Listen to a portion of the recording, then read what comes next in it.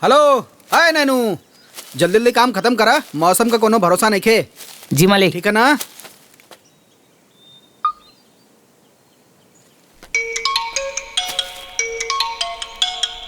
दीदी। हेलो दीदी। हेलो। प्रणाम दीदी, गोड़ लागत है। अरे खुशी रहा खुशी रहा। का हाल चाल बा? हेलो दीदी, सब ठीक बा? हेलो, आपन बताई। अरे हम का बताई, हमरो सब ठीक है बा। बीजे के उदास चेहरा देखिला तो हमर करेजा फाटे लागेला। ओकरा के न दुख में हमरा ना देखल जाला। तारा के कितना बार कहनी, ओकरा खातिर एक सुंदर सुशील संस्कारी लड़की खोज के लावा जवन बाल बच्चा संभाल सके। हाँ दीदिया, हम बतौले भुला गए रहली हैं। हम तोहरा के फोन करमिया रहली हैं। एगो हमारे साला के बेटी बिया। हेलो, पढ़ल लिखल सुशील बिया। हेलो, ये समझी सर्वगुण संपन्न बिया। हाँ हेलो, बाकी वो थोड़ा लोग गरीब बने, रउआ लोग के बराबरी नहीं खे, यही से हम बतावल ना चाहत रहनी है। हाँ हेलो, आप कहीं तो हम बात शुरू करी दीदिया। अरे बात का करी, बात करो। अरे जब लड़की सुंदर सुशील संस्कारी बिया, बाल बच्चा संभाल सकतिया, तो ये अमीर गरीब के बात कोनो नहीं खे। अब मान लो लड़की में सब गुण रहे, अमीरो रहे, तो एगो अमीर बाप अपना बेटी के दुआ से बियाह करी नानू। हाँ हेलो, हाँ दीदिया, तू ठीक है कहत बड़ू। हाँ तो ठीक कहतानी, तो तू ठीक कर। आज सब घर के काम काज छोड़ के जाके लड़की वाला से बात कर। ठीक बा दीदिया। हेलो, हाँ दीदी प्रणाम। खुशी रहा खुशी रहा। बात करे से तो जाते हलो हलो करत रहेला।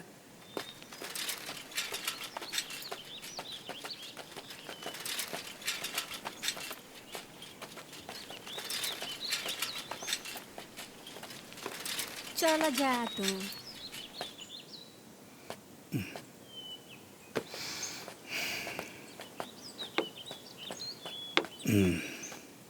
कहाँ गए रहा बाबू? माई, हाँ? सुमन के रिश्ता खातिर गई लनी हाँ। तक्का भेल, कुछ बात बनल हो? जहाँ जहाँ गईली हाँ, सब इतना दहेज मांगत हवा कि हमरे जैसन गरीब आदमी के सपराव कहाँ से होई। हे भगवान, केहू के गरीब मत बनई हो। अगर गरीब बनई हो दी हो तो अकरा के बेटी मत दी हो, न तो कुल दहेज के लोभे कुल जी दी हो सन। ना ये बाबू। सुमन, बेटी सुमन पानी ले ले या। जी बाबूजी, अब ही ले आओ तनी। तू रहे दा, हम लेके जाता नहीं।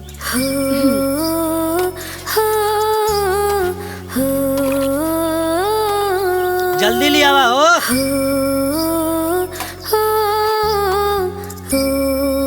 ली।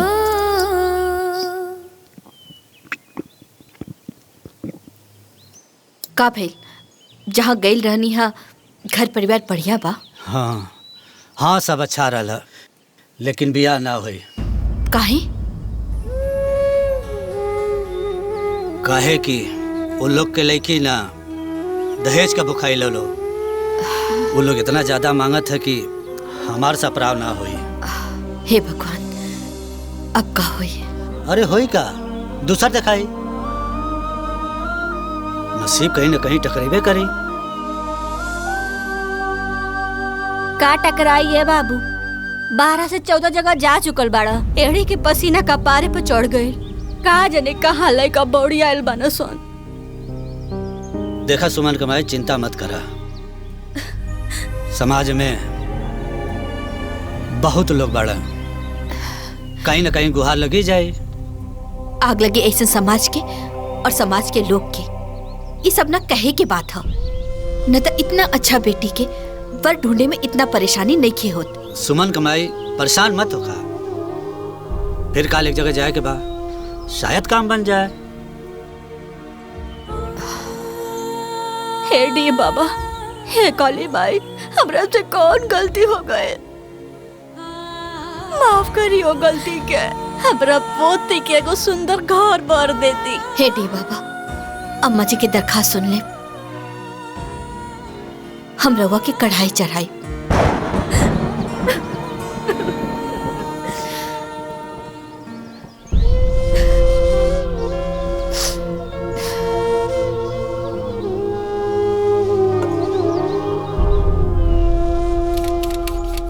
दादी आराम से पिया ना तो मुंह जल जाए। अरे जीजा जी प्रणाम प्रणाम। अरे हाँ आई बैठे। फूफा जी आ गई नी। खुश जी रही नमस्ते। बाबू। गोड़ लागत तनी। खुश रह। कैसन बानी रहुआ? दीदी के का हाल चाल बा? हम हो ठीक बाड़ी, वो एकदम ठीक बाड़ी। अरे फूफा जी पुओ के लिए आयल रहती, कितना दिन हो गल, तनी भेंट मुलाकात हो जाए। अब वो डायरेक्टर तोरे ब्याह में ही है।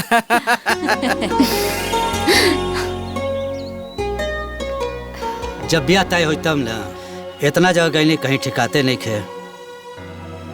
बढ़िया भइले बाबू जी ते आ गइल हो। गोपाल हमारा अकेले परेशान बड़े खोज खोज। देखा है, हम तो बतौले भुला गईली। हमारे रिश्तेदारी में एगो बहुत बढ़िया निम्न रिश्ता बा। हाँ दुइया को उनको लड़का बाड़ा है, बहुत बड़ा मनई बाड़ा लोग। दोनों लड़का सरकारी नौकरी में बाड़ा है। लड़कवा जोन बा जिला पंचायत में जई बा। अगर रिश्ता घर में हो जाई समझ ला सुमन बिटिया के भाग खुल जाई। लेकिन लेकिन का? लेकिन का? लड़कवा तनी दुआ बा। पत्नी जोन बा बीमारी मर गई लल, ओसे एगो लड़का बा एगो लड़की बा। दुआ? अरे टका भइल ऐसन घर बर बड़ा भाग से मिलेला। हाँ। लेकिन हमार लेकिन कुछ ना। जीजा जी आप वहाँ बात करें।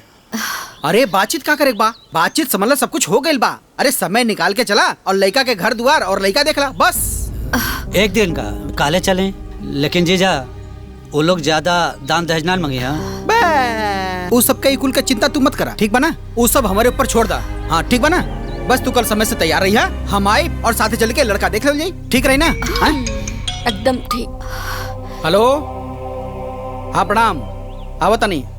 हेलो वकील साहब से मिल लिया। हाँ प्रणाम। जा बाबू तू जा। जीजा चाय पानी। हेलो बस सब निकल गई। हेलो हाँ सुना, हाँ वो सब कागज पत्र तैयार रखा। हेलो हाँ अरे हेलो। बौरा गइल बानी रहुआ? का भइल? का भइल? हमार बिटिया कोनो उठल्लू के चूल्हा नहीं खे कि जहाँ मर्जी वहाँ फेंक दी। कितना कसब से ओकरा के पैदा केले बानी, लाड प्यार पाल पोस के बड़ा केले बानी, और रहुआ ओकर दुआ ब्याह करे के सोचत बानी। कमी बेटी में ना, कमी हमहन में बा। तनी सोचा ऐसन घर बर में हमन के ब्याह करे का औकात था? ये तो सुमन का भाग है। न ते गरीबी में ऐसन। गरीब होखला के मतलब ई ना है कि हम अपने बिटिया के हाथ केहू के भी हाथ में दे दी। हमरे बेटी में कौन कमी है जो हम ओकर दुआ ब्याह करी? अरे बियाह बर से होला, बरगद से ना। अरे बारात दरवाजा ब्याही तो हमार रिश्तेदार और पड़ोसी का कही ताना मारी हमरा के रवा मना कर दी। ई ब्याह ना होई। सुमन का मम्मी बात समझने का कोशिश करा। अरे उन लोग का घर धन दौलत से भरल बा। सुमन वहाँ राज करी, ओके कोनो तकलीफ ना होई। जीवन खाली धन दौलत से ना चलेला, परिवार से चलेला। हम नहीं के चाहत कि हमार बेटी के जीवन में दुख होके कि केकर से ओकर बियाह हो गइल बा। एकर फैसला हम लोग सुमने से पूछ के कर लिहल जाओ। अगर वो कही हाँ तो बियाह होई, वो कही ना तो ना होई। सुमन बेटी, सुमन आओ तनी बाबूजी।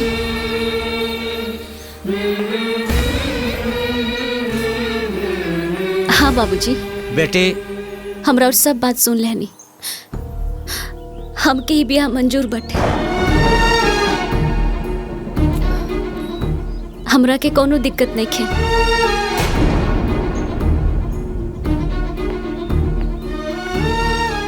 सुन ले लू ना, हो गई फैसला। सुमन, ए सुमन,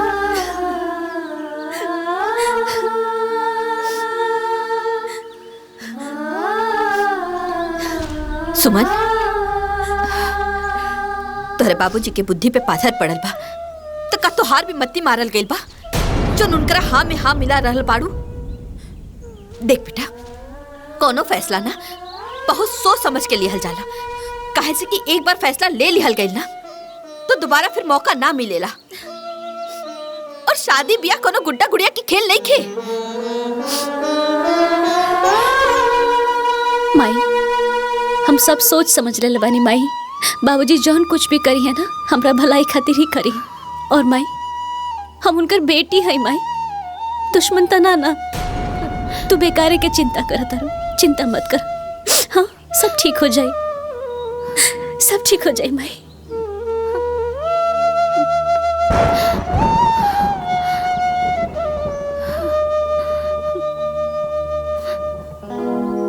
देखी हमार हैसियत राव बराबर लइखे, हम बहुत गरीब हैं, हम आपके दहेज में कुछ ना दे पाए।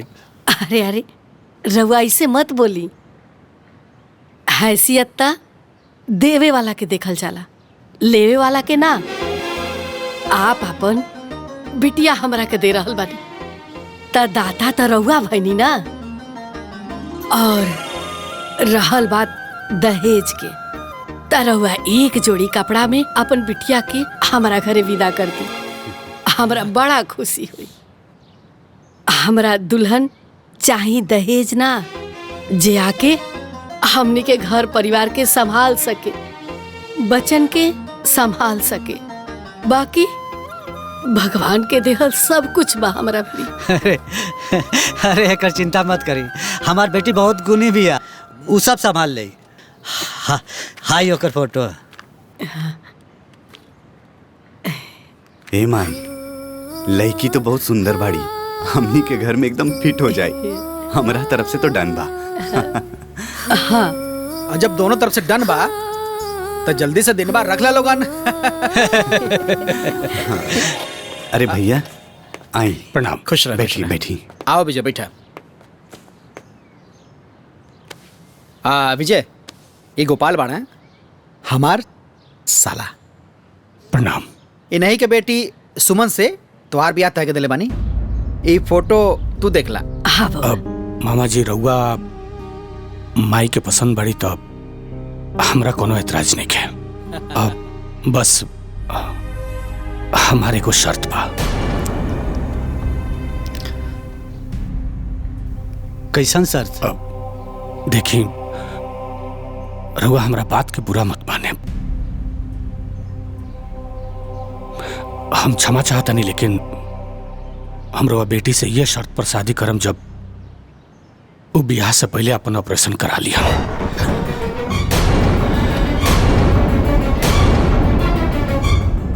ताकि भविष्य में उनका कोनो बाल बच्चा ना होके। कैसे कि हमके आगे और बच्चा ना चाहिए। लेकिन बेटा ई कहें? मामा जी घर में हम अपना लइकन खातिर माई लिया चाहता नहीं, सौतेली माई ना।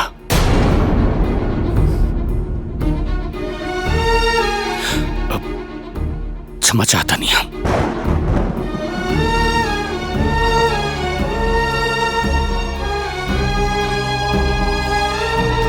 हमके मंजूर बा।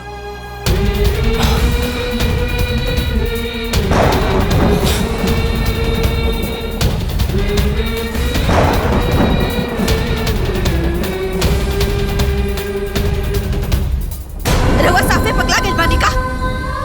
रवा के अंदाजा बा कि रवा का कहता नी? हमर बिन ब्याहे बेटी के ऑपरेशन करावे की चाहता नी, ओकर को गुजरल चाहता नी। रवा के पता बा ई को खातिर हम औरत का करे नी, कितना देवी देवता पूजे नी, देवता पितर पूजे नी, कहाँ जाके मनौती माने ली। और तो और अपन माई बाबूजी के घर छोड़ करके एगो अनजान घर में एगो अनजान परिवार के अपन परिवार माने ले। और रवा ओ कोक के बसे से पहले ओकरा के उजाड़ल चाहता नी। हाँ बाबू, दुल्हन ठीक कहता रही। चलो दुआ से बियाह हो गई तो ठीक बा, लेकिन पहले ही ऑपरेशन हुई ये ठीक नहीं है बाबू। माई हमके समझने की कोशिश कर, हम मजबूर बाड़े। का मजबूरी बा? हाँ ये ना कि वो लोग बियाह ना करे, अरे ना करे तो ना करे, बकिर हम अपना बेटी के नरक में ना झोंकब, वो लोगन के ई शर्त ना मानब। भले ही अपना बेटी के कोनो गरीब से बियाह कर दे, लेकिन वो लोगन के ई शर्त ना मानब। तो ठीक बा, याद आ लोग हमके का के मर जाई। ताकि कुछ झंझटियां खत्म हो जाए। बाबूजी ऐसे मत कहीं।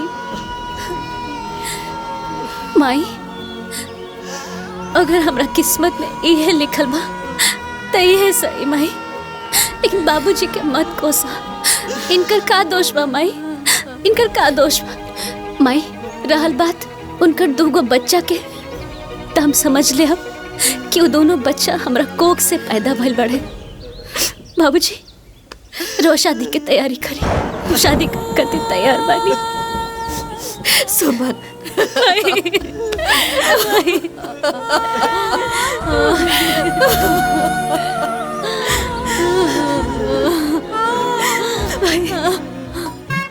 ओम मंगलम भगवान विष्णु मंगलम गरुड़ध्वज मंगलम पुंडरीकाक्षाय मंगलाय तनोहरि सर्व मंगल मांगल्ये शिवे सर्वार्थ। ए दीदी लइकवा देखा, लइकवा कैसन बा? ऐसा लइका से केहू ब्याह करेला का? तो का करबू बहिन, गरीबी जोन न करा दे। अरे सुनिया के घर दुआर बड़ा ठीक ठाक बा और कुल पैसों वाले बाड़े। अरे कीड़ा पड़े वो घर द्वार पर। जब लड़की जोग लड़का न रही तो बियाह कैला से कौन मतलब है? सही कहत बाड़ू बहिन, ऐसन बियाह करे से अच्छा बा कि लड़की कुंवारे रहे। अरे ऐसन बियाह कैला से बढ़िया बा कि लड़की के कुआं में ढकेल देवे के चाहिए। सुना जायदा जेकर लड़की से समझी, हमनी के का मतलब? ठीक है कहता रू दीदी।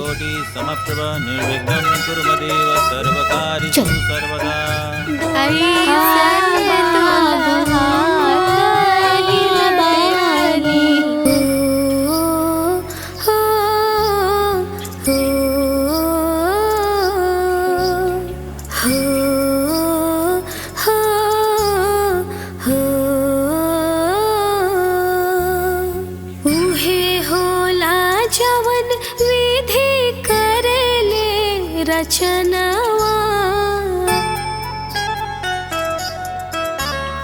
उहे होला जवन विधि करले रचनावा। अजबे संजोग जुटल गजबे बंधनवा। अजबे संजोग जुटल गजबे बंधनवा। रिश्ता जुटेला देखी देखी शुभ दिनवा। अजबे संजोग जुटल गजबे बंधनवा। अजबे संजोग जुटल गजबे बंधनवा।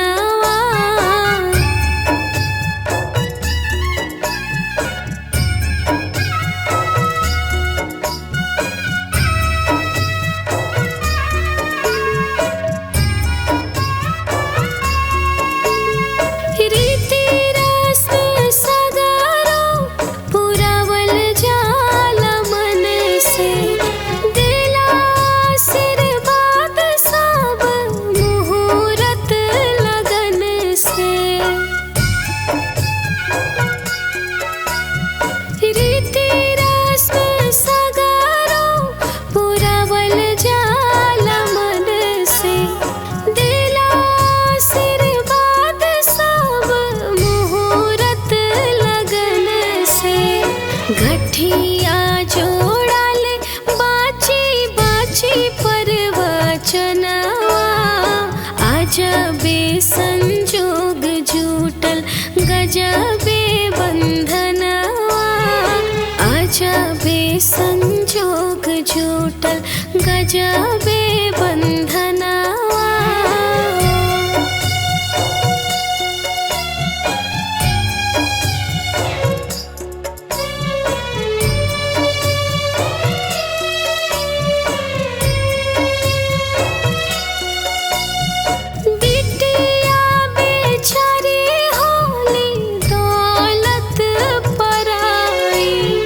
जवन खूटा बंधा बाता जाली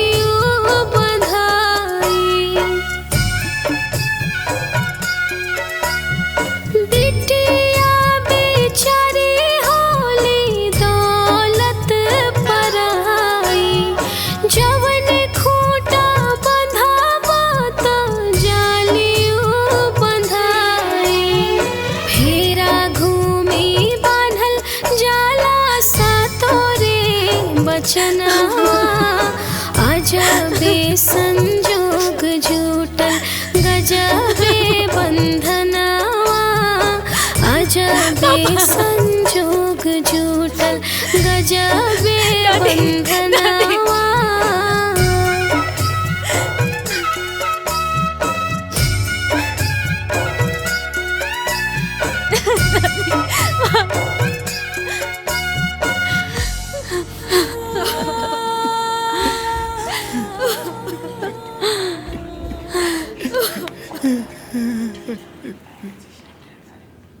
ए दुल्हीन जी हई हई ढकेलू वो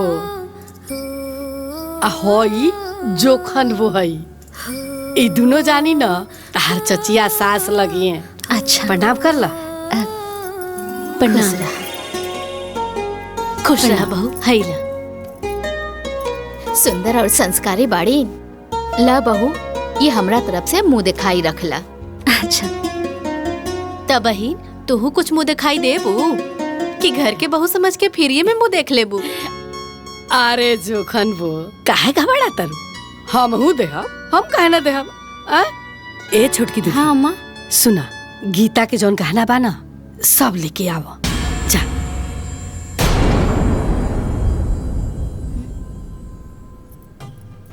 भूलन वो हई पतर की खोयला सब इनका के गांव में। नमस्ते।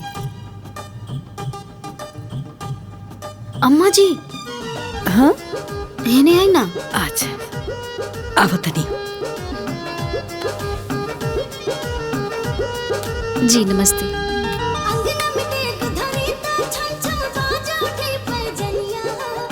काहो काहे खातिर बोलैलू? अरे चार कोई के साथे बैठा रहनी हा तब बुलावल जरूरी रहला। कौन ऐसा इमरजेंसी आ गई रहला? अरे अम्मा जी गीता दीदी के जेवर अभी सुमन के मत दी। काहे? अरे अम्मा जी अभी वो घर में नया नया आइल बड़ी। पहले रौरा उनकर चाल ढाल देख ली। अगर रौरा लगे कि सब कुछ सही बा तो दे देम। तब तक जेवर हम अपना पास रख ले बानी। देखा एक बात सुन ला, सुमन ना गीता के जगह पे आइल बड़ी, यही से गीता के हर सामान पे उनकर अधिकार बा। समझ गईलू? ऊ चाहे जैसन भी होखस जेवर उनका के आज ही दियाई। अम्मा जी वो जेवर पे तो लाडो के भी अधिकार बा ना। और वैसे भी वो जेवर रही तो लाडो के शादी में भी काम आई। हाँ दादी जेवर हमार मम्मी की निशानी बा, ओकरा के अभी मत दी। लाडो एकदम सही कहा तरी अम्मा जी। तनिक रौरा एक बार सोची।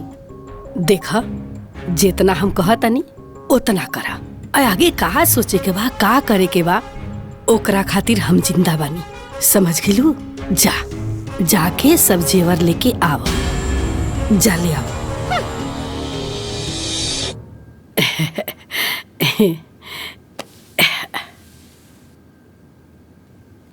लदलीन प्रणाम।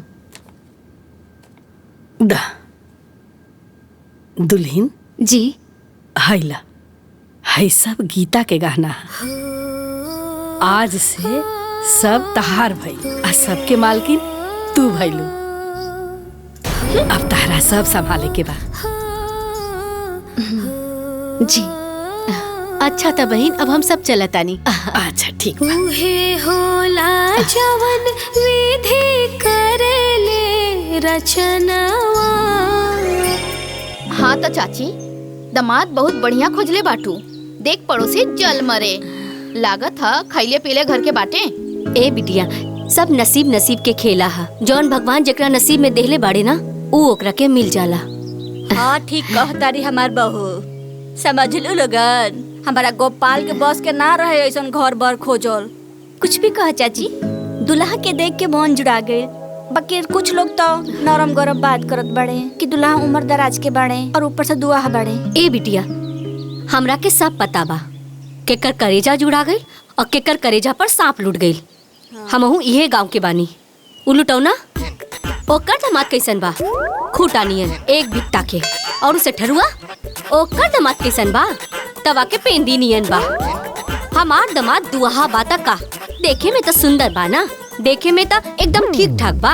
हमार दामाद केहू और के जैसे लूड़ लंगर मोट करिया तो नहीं खे ना। हमार दामाद के एक देखे ना तो नौ सिहाय जाके बोल दी हा कि ऐसे ही बोलत रहनी हा।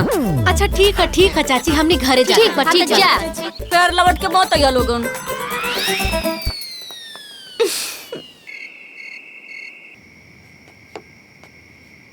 दुल्हन जी अम्मा जी। हेने आवा। जी अम्मा जी। दुल्हन गीता जब रही नो तो ई लोग के अपन आँख के तारा समझत रही, रोहित पर अपन जान छिड़कत रही, लेकिन भगवान इन लोग के प्यार दुलार सब छीन लेलन। अब गीता के जगह पे तू बाड़ू, इन लोग के जीवन खुशहाल तू ही बना सकेलू। आज से इन लोग के महतारी तू बाड़ू। अब इन लोग के लालन पालन पोषण सब के जिम्मेवारी अब तोहरे ऊपर बा। जी अम्मा जी, इहो कोनो कहे के बात बा? ए लोग के महतारी तक अब हम ही बानी। बड़ी आइल माई बने खातिर। Mummy my foot. दुल्हन अभी वो बच्चा भी है, ना समझ भी है। धीरे धीरे समय पर ना सब ठीक हो जाए और तारा के अच्छा महतारी बन के दिखावे के बा। जी अम्मा जी। बाबू मम्मी के लगे आवा।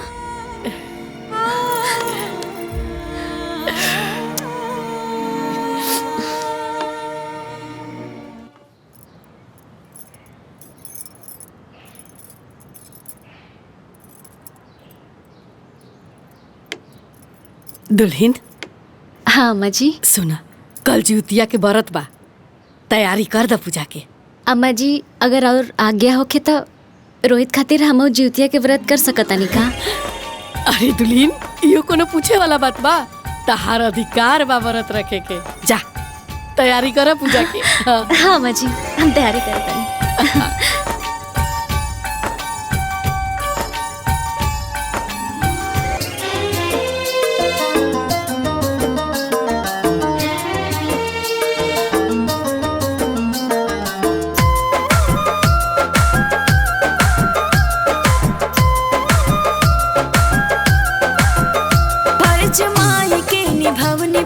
ज्योतिया के कईने रह के निर्जल निराहार धर्म के बेटा खाती कईनी फर्ज माई के निभवनी पर्व ज्योतिया के कईने रह के निर्जल निराहार धर्म के बेटा खाती कईनी कईने तोहार हाथ जोड़िया हो ज्योतवाहन बाबा बबुआ के दी मोर मरिया हो ज्योतवाहन बाबा बबुआ के दी मोर मरिया हो ज्योतवाहन बाबा।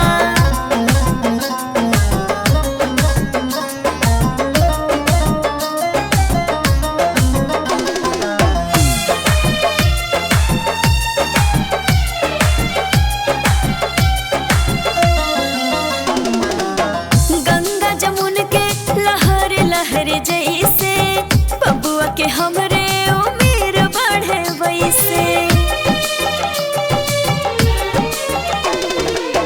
गंगा जमुन के लहर लहर जैसे बबुआ के हमरे उम्र बढ़े वैसे कईने उपवास सोरह घड़िया हो ज्योतवाहन बाबा बबुआ के दी मोर उम्रिया हो ज्योतवाहन बाबा बबुआ के दी मोर उम्रिया हो ज्योतवाहन बाबा।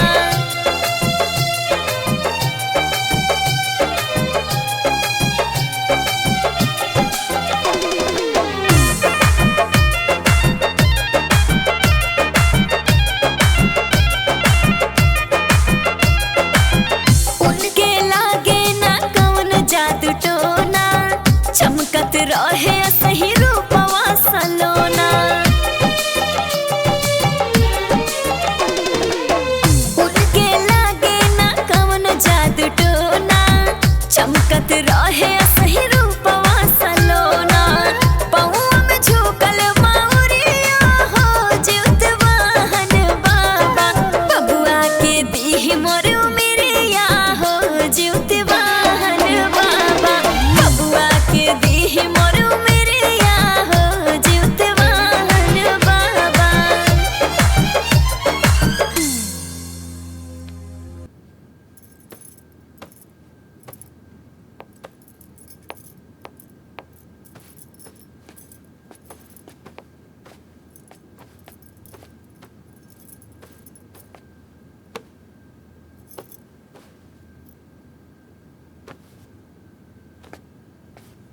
का ढूंढा तानी जी? एगो फाइल खोजतनी, पता ना कहाँ रखल है। अब फाइल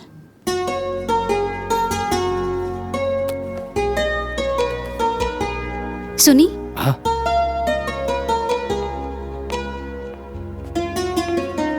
यहाँ का हाँ ये सुमन, अब हम तारा से कुछ कहे के चाहता नहीं। अब कहीं हम तारा से ऑपरेशन के शर्त रख के ब्याह कहनी, ए खातिर हम बहुत शर्मिंदा बानी। तारा से हम जीवन भर खातिर माई बने के सुख छीन लानी, हम ऐसा करे के ना चाहत रहनी, लेकिन हमारे रोहित अब लाडो के सौतेली मां ना मिले, इससे हमरा से ही गुनाह हो गए। हम तार गुनहगार बानी, हमरा के माफ कर दिया। माफी मांग के हमके शर्मिंदा मत करी। रवा जौन कुछ भी कहनी सही कहनी। रवा जगह पे दुनिया के कोनो भी बाप रही तो अपना संतान खातिर यह करी। रवा एगो बाप होके की फर्ज निभानी। तू सच में देवी बाड़ू, तारा के पाके हम खुद के बहुत भाग्यशाली माना था। नहीं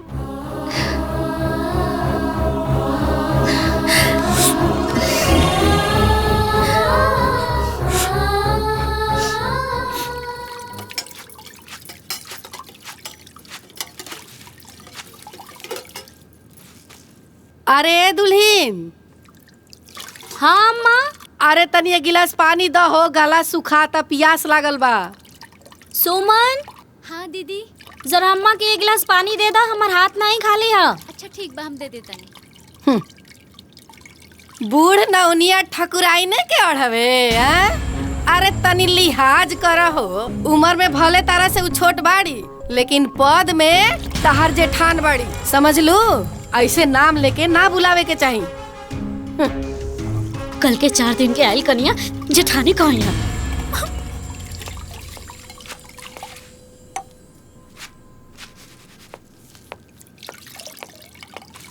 अम्मा जी पानी लावा दा।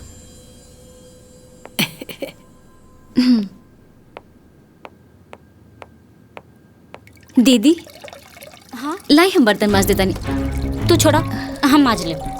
और वैसे भी तू तो हमार जेठानी बाड़ू ना, तो भला हम जेठानी से बर्तन कैसे साफ करा सकता नहीं?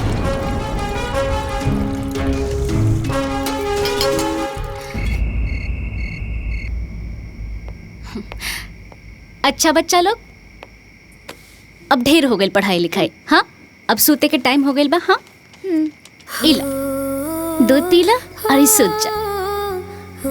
तो हुला इला बाबू। लाडो ला पिया बेटा। तू कितना अच्छा बाड़ू, माँ के नियन ख्याल रखेलू। बेटा हम तो तुहार माँ ही है नो। हाँ बोला हमके माँ बोलबा ना। हाँ बोला माँ। बेटा बेटा बेटा।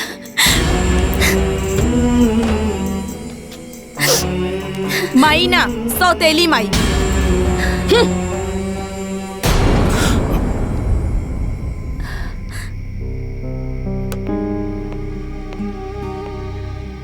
अभी तो हर माई जिंदा बाड़ी, केहू और के देख रेख के जरूरत नहीं खे। ए बेटा चला।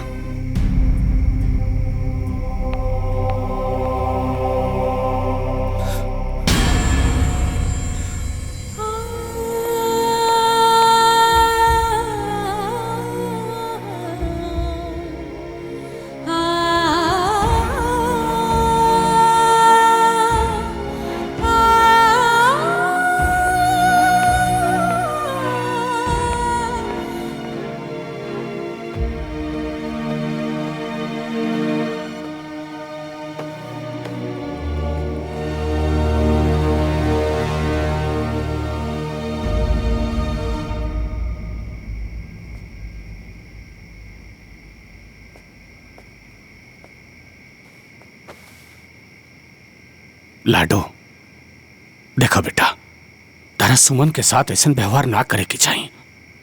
आखिर उतार माई जैसन बाड़ी। माई जैसन बाड़ी, लेकिन माई ना बाड़ी ना।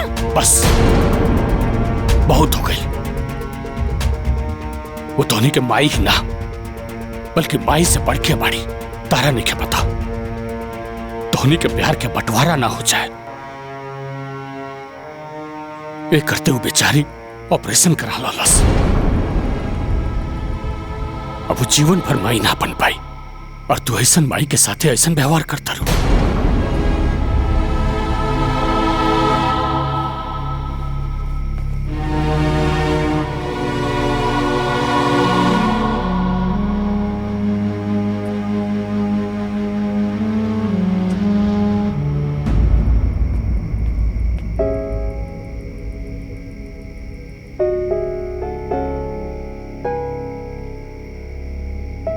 दुल्हन। जी अम्मा जी।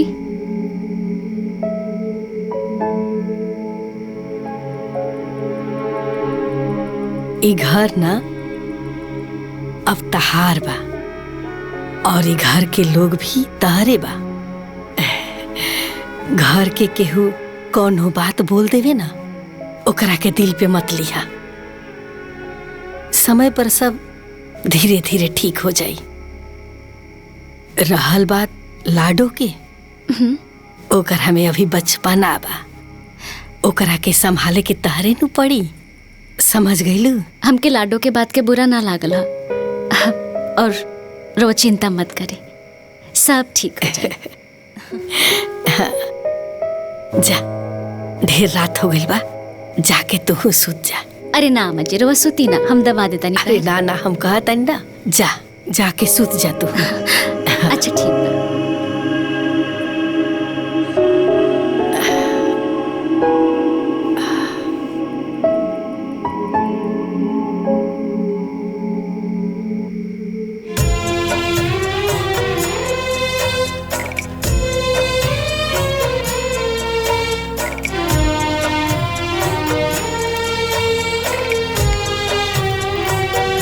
स्वर्ग से सुंदर मोर घरावा, अंगनावा दुआरावा नु हो।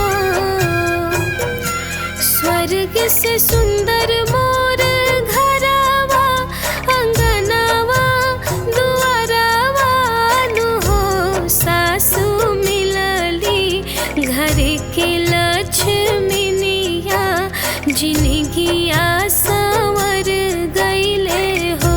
सासू मिलली घर के लक्ष्मीनिया, जिनगिया संवर गईले हो। मन जुग पवली सजनावा, से नूरावा सुहागावा नु हो। हमरा घरवा के बढ़ल रोशनिया, जिनगिया संवर गईले हो। हमरा घरवा के बढ़ल रोशनिया, जिनगिया संवर गईले हो।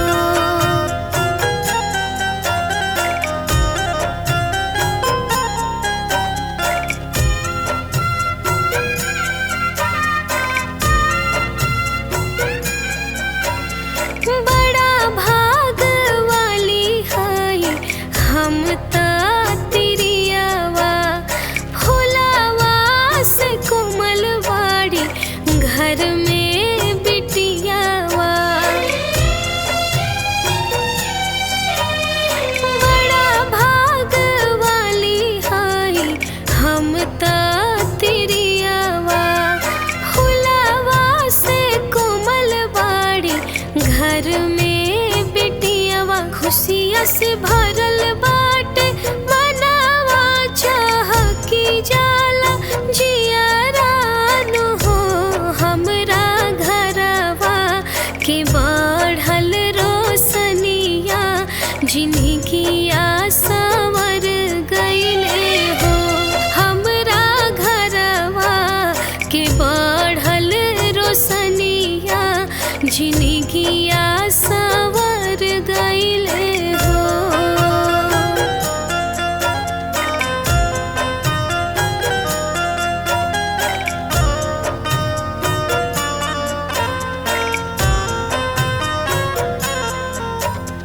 कवनो सुहागिन नीमन बर जब पावेली होई के मगन देवी देवता मनावेली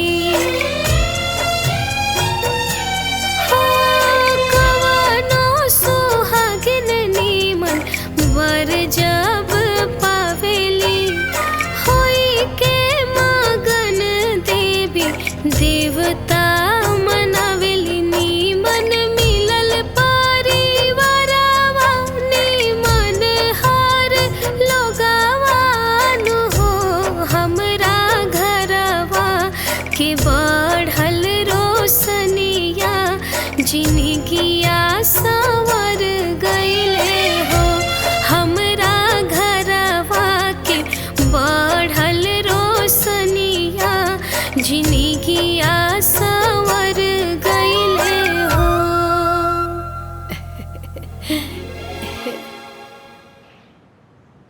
दुल्हीन तारा माई के फोन आई रहल ह कहत रही है कि बड़ा ओकरा के देखे के मन करता ऐसन करा जाके तू घुमावा नैहर से न हम किशन के बोल दे तारा के लेके जाई। अच्छा ठीक बा जैसन रवा कहीं।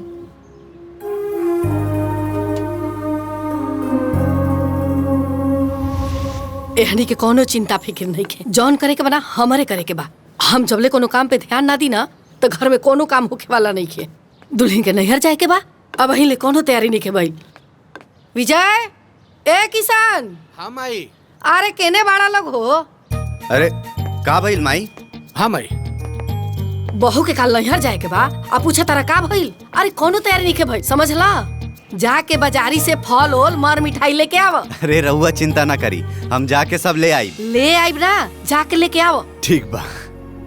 आ तू विजय दुल्हन के बाजारे लेके जा और उनका मन पसंद के साड़ी कपड़ा साज सिंगार सब खरीदवा दो। अरे माई उनका पेटी में पहले ही से इतना साड़ी भरल पड़ल बा और कितना चाहिए? अरे तो हमारा नहीं पता कि पड़ल बा जौन हम कहता ना उ कर। अरे हमार पतोहिया जब उतरे तो लोग के लागे के चाहिए के कर पतोहिया समझला। ठीक बा हम उनका के लेके जाता नहीं। जा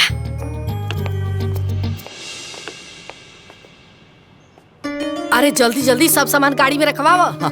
रखते बानी। लाडो हाँ दादी। अरे जाके देखा था मम्मी तहार तैयार भइली कि ना भइली। कह दा उनका से जल्दी से तैयार हो जा कहीं जाए के मुहूर्त ना निकल जाए। ऐसन तैयार होत बाड़ी जैसे मई के ना गौने जात बाड़ी। ये लड़की तो हाँ बउआ ले जो। हाँ दुल्हीन ए दुल्हीन। हाँ अम्मा जी। अरे जल्दी तैयार होके आवा हो। बस आवते बानी तैयार हो गई नी। ले जा। हाँ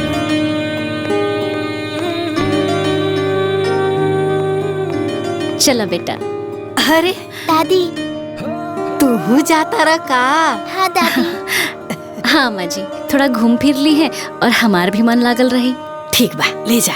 तू तो एक महतारी है नु तू ना ले जाइबू तो के ले जाई। हाँ अच्छा अम्मा जी चला तनी। गोला खुश रहा। अरे ई का पहनले बाड़ू? तहरा भी इतना गहना गुड़िया बा, हैं? जाके सब पहन लो। अरे अम्मा जी, मैया की हनु जाता नहीं, का करब इतना गहना पहन के?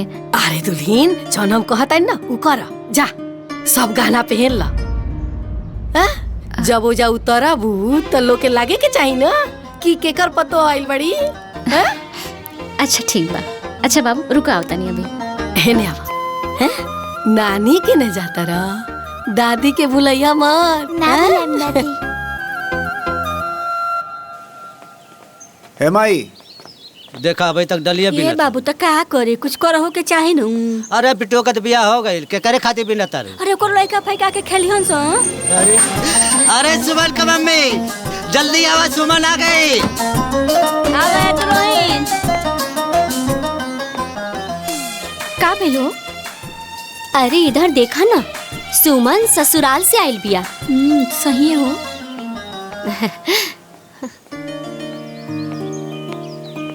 अरे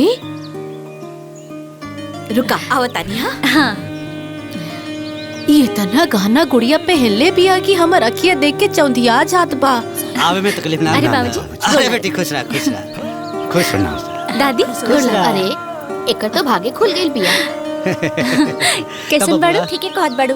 नसीबे तबा न तो गोपाल चाचा के कहाँ रहे ऐसन घर भर खोजल। दुआ भले बा लेकिन खुशी तबा न। हाँ देखे के कॉलेज में जुड़ा जाता। और ये देखा बेटवा कितना सुंदर बा। माई गोड़ लगता नहीं।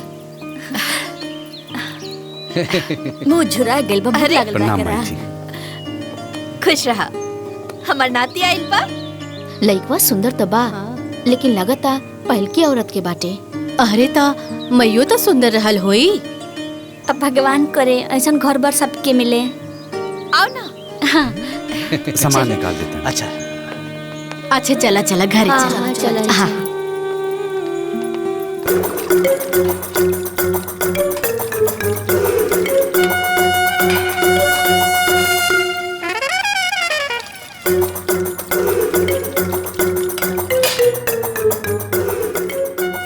महारानी तो नैहर करे चल गई, लेकिन इहवा हमार खटत खटत जाने निकला था।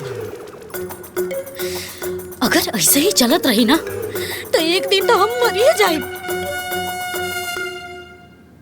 कुछ तो सोचे के पड़ी। काकरी काकरी काकरी काकरी काकरी। हाँ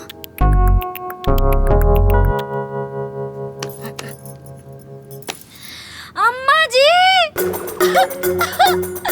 अम्मा जी। लाडो। अम्मा जी। अम्मा जी।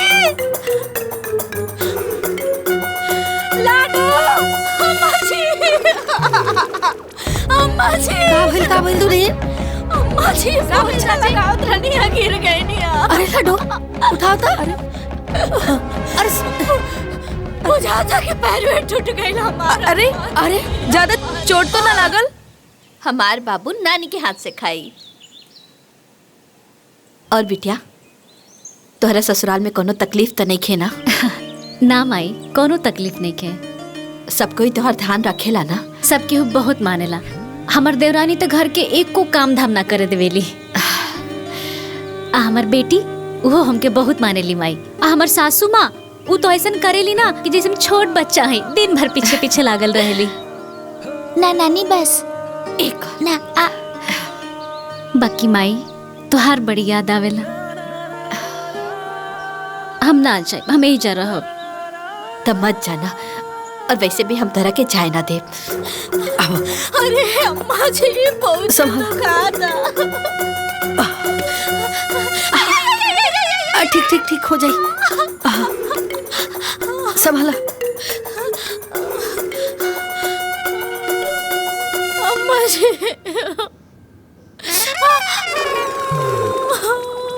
वीजा ड्यूटी गइल बा। अब कैसन सुमन के छोड़े गइल बा। ए लाडो जरा चाचा के फोन लगाओ तो। हाँ अम्मा, हम मोबाइल लेके आवता नहीं। और बताइए नौकरी चाकरी के का हाल बा? सब बढ़िया चला था बाबूजी, बस छुट्टी नहीं के मिलत रहा। भौजी के लावे के रहे, बड़ा मगजमारी करके 2 दिन के छुट्टी मिलल। तब तक लेके आई नहीं है, न तो खाली ऑफिस और ऑफिस के काम। सही कहा तनी बबुआ। वो कहल जाला ना, नौकरी मतलब ना करी, आ करी तो ना करी। सही कहा तानी।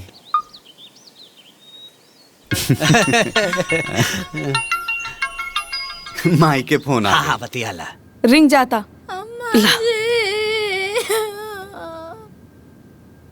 लगा था माई के भी भौजी के बिना मन नहीं खेलागा। अम्मा जी। किसान। हाँ माई। हाय देखना बेटा, रामभा गिर गई बड़ी, पैर में चोट आ गई बा। तू आ जाना जल्दी। पैर में चोट ला गई बा, वो चल नहीं की पावत। तू आ जा ठीक बा जल्दी। माई, हम आवत नहीं। पैरवा टूट गइल का? हमर पैरवा टूट गइल का?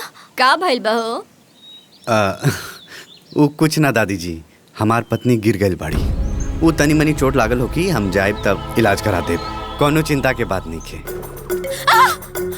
अम्मा जी, अरे अरे चाची चिल्ला मत, कुछ ना हुई। अरे दुल्हीन, छाती चोट नहीं खे, ठीक हो जाई। चाची चाची ठीक हो जाई।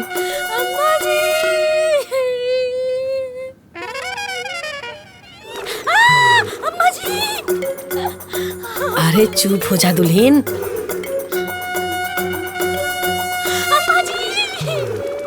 दुल्हीन तो चिंता मत करा, हल्दी लगा देनी रे, अब आराम हो जाई तारा, है ना?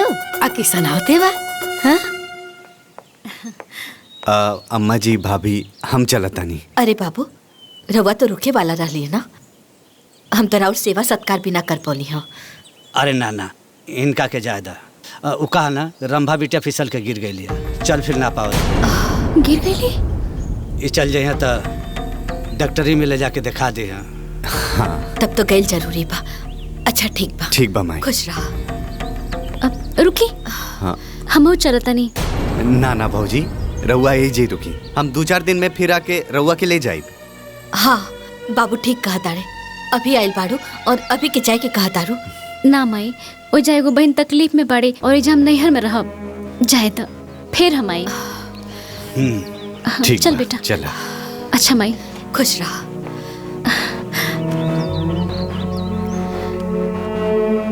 अच्छा बाबूजी, चलता नहीं। खुश रह बेटी, आशीर्वाद।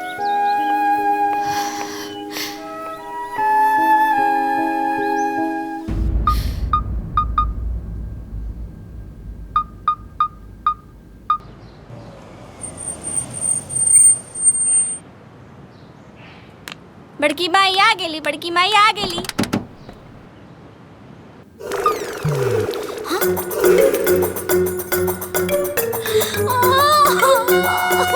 दीदी, ये कैसे हो गई? कैसे गिर गई? हाँ, ज्यादा चोट तो ना लागल? ना ज्यादा चोट तो नहीं लागल, बस पैर में थोड़ा सा मोच आ गई। अगर ज्यादा दर्द बा तो चला डॉक्टर से दिखा दी। हाँ।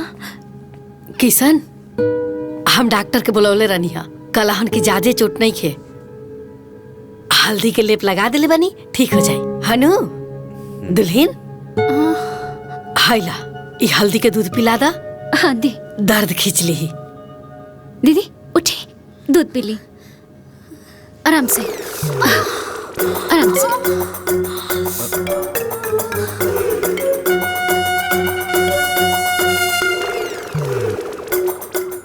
तू नैहर गई रहलू है ना? हाँ। इतना जल्दी कहाँ आ गईलू है?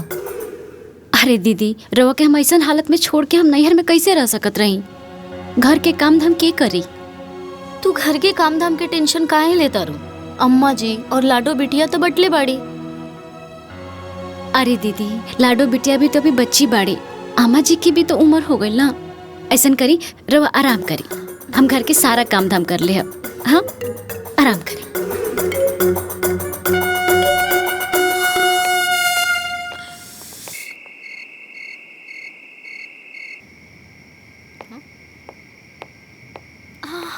दीदी ये ले दवाई। ना हम दवाई ना खाए, हमके दवाई बहुत कड़वा लागेला। अरे लेकिन दवाई ना खाए तो आराम कैसे हुई? ले।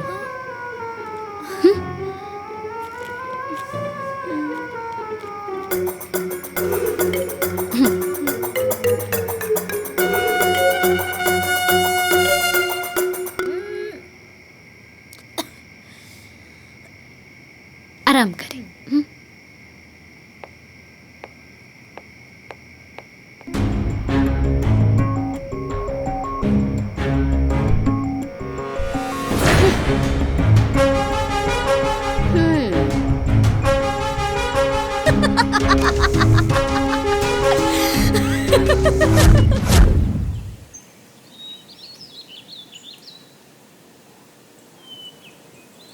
तू हमार बड़ जेठानी बाड़ू, फिर भी कितना सेवा करत तारू हमार। ई सब कर्जा हम कहाँ भरब? अरे दीदी, जेठान से पहले ना हम बहन बनी, और बहन के कोनो कर्जा ना होला।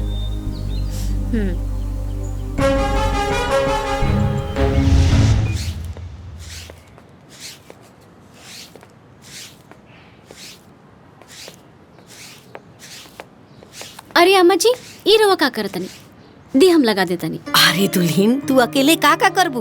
हम लगा देतनी, हम खाली न बनी। अरे अम्मा जी, हम सब कर ले, रवा आराम करी। ला जाई आराम लगा।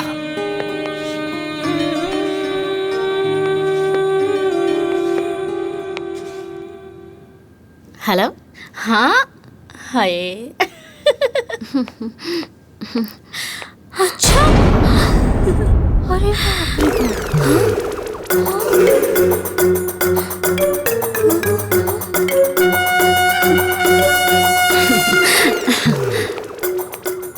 वो कहा ना, आज सुबह जब हम सो के उठनी हा तो हमके बहुत ही आराम मिला ना। ऐसा लागला कि हमके कुछ भइले नहीं के। हाय देखा, हमार पैर ठीक हो गई। ये सब तोहरा सेवा के जादू के असर है। अच्छा भाई, जादू के असर जल्दी हो गई। ली, नाश्ता करी।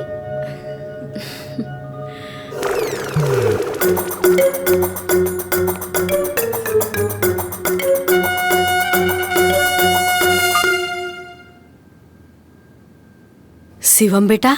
हाँ अम्मा जी प्रणाम। बड़ा दिन बाद याद कैला हवा। का हाल चाल बा? सब ठीक ठाक बा नु घर परिवार में? हाँ सब ठीक ठाक बा अम्मा, बस। का भइल बेटा?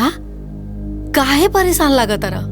कोनो बात होके तो हमारा से कह सकत रह। अरे हम तारा माईए नियन बानी। ना अम्मा, कोनो परेशानी की बात नहीं के।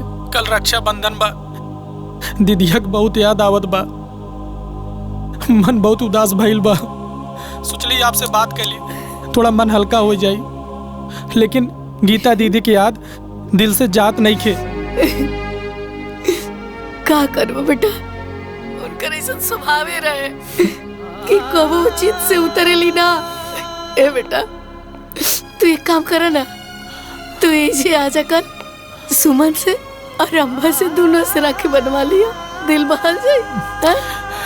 अम्मा जी, केकर फोन है? दुल्हन, गीता के भाई शिवम के फोन है। कल रक्षाबंधन माना, बड़ा उदास बटे, गीता के याद करके रोता। दी हमके बात कराई। हेलो शिवम भैया, हम सुमन बोला तानी। हाँ दीदी प्रणाम। खुश रहा। अब तुहार बहन तोहरा के राखी बांधे काल आ रहल बड़ी। ठीक बा, और सुना, जेब गरम रखी है। ठीक बा दीदी, हम इंतजार करब। हाँ ठीक बा।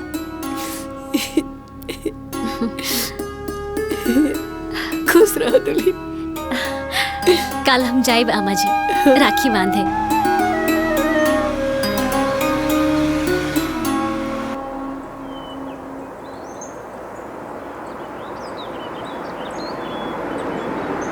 बाबूजी, माई, दीदी और जीजा जी आ गई ले।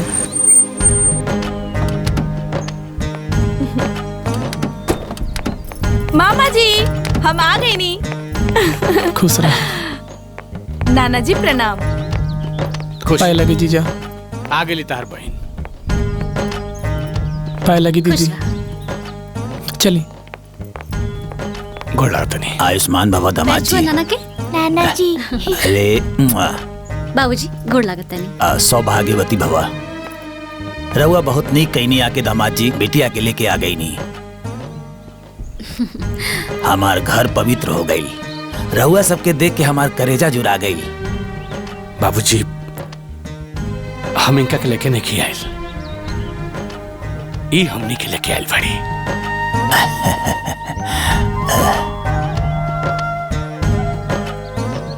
अपना भाई के राखी बांधे।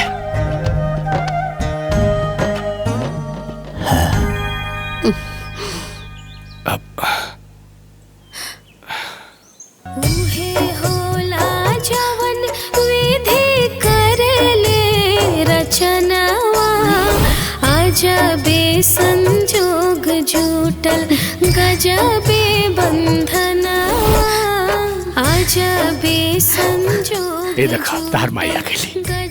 नानी जी प्रणाम। खुश रहो। रिश्ता जुटेला हमर बेटी हमारी दिनावा, अजबे संजोग जुटल गजबे बंधनवा, अजबे संजोग जुटल गजबे बंधनवा। अंदर चला।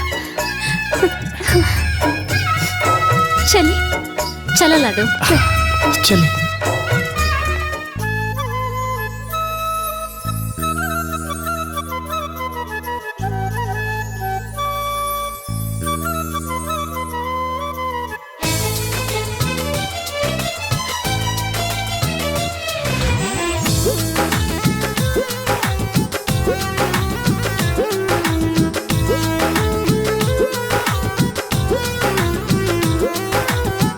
राखी के धागा में सनहिया के रंगवा ना छूट पावे हो,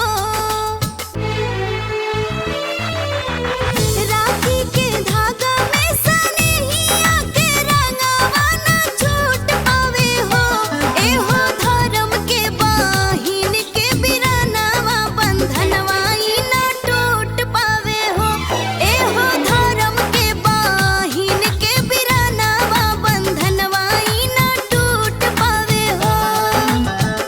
धर्म के भाई के बहिनिया बंधन ई ना छूट पाई हो, रक्षा करब बहिनी सगरो मिरिया वादाना कब टूट पाई हो, रक्षा करब बहिनी सगरो मिरिया वादाना कब टूट पाई हो।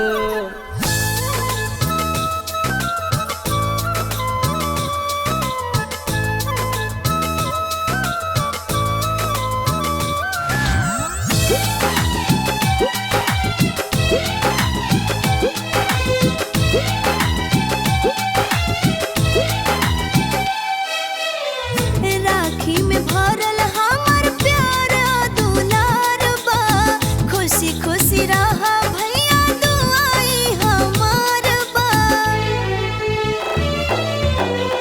राखी में भरल हमर प्यार दुलार बा, खुशी खुशी रहा भैया दुआई हमार बा। जवन खुशहाली मिलल बहिनी कबो भी नहीं रूठ पावे हो, रक्षा करब बहिनी सगरी उमेरिया वादाना कबो टूट पाई हो, रक्षा करब बहिनी सगरो मेरिया वादाना कबो टूट पाई हो।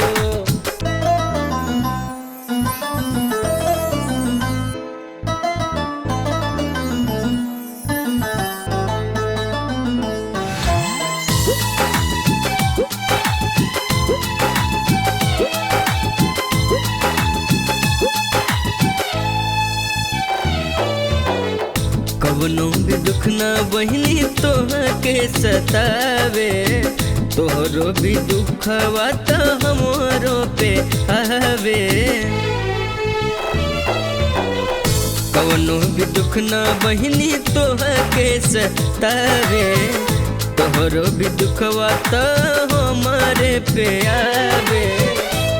टूट रिश्ता के डोरिया छोड़ावले ना छूट पावे हो, एहो धर्म के बहिन के बिरनवा बंधनवा ई ना टूट पावे हो।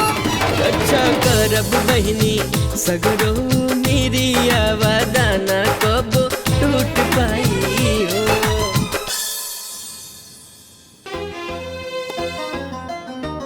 रवि बेटा, ई तहार शर्ट पैंट। लाडो, ई तहार सूट बा। अच्छा। ई साड़ी सुमन बिटिया खातिर। अरे लेकिन माई एकर का जरूरत रहला? अरे हम जाना तानी बिटिया कि तू भरल पुरल परिवार से बाड़ू, तहार ऊपर भगवान के आशीर्वाद हुई ना, सब भरल पुरल रहे। लेकिन कौनो माई अपन बेटी के खाली हाथ जाई देवे ले? तू ही बतावा, ई हमार आशीर्वाद समझ के रखला। अच्छा ठीक बा, तू कहा तर तुम रख ले तनी। अरु का खोइचा लेके आवता। अच्छा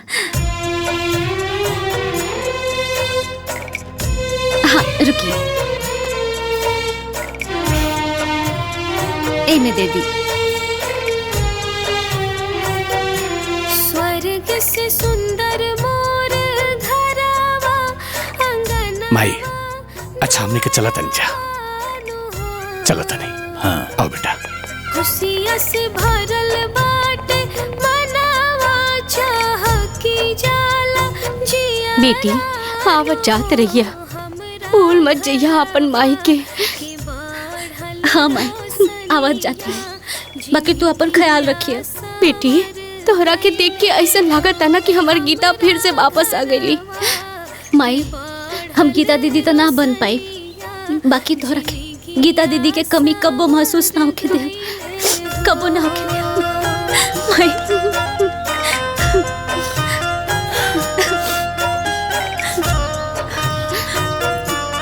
अच्छा माई।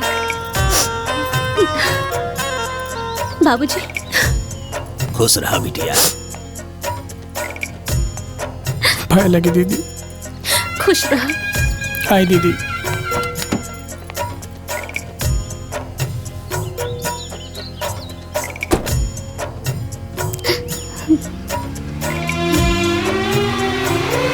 बाय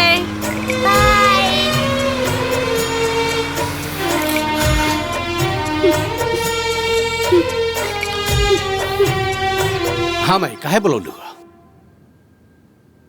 देखा बेटा, गीता जब तक रहली ई घर के पूरा जिम्मेवारी अपना ऊपर लेके चलत रहली। उनका चल गया के बाद फिर से सारा जिम्मेवारी हमरा ऊपर आ गई, जेके लेके हम आज तक चलत आ रहल बानी।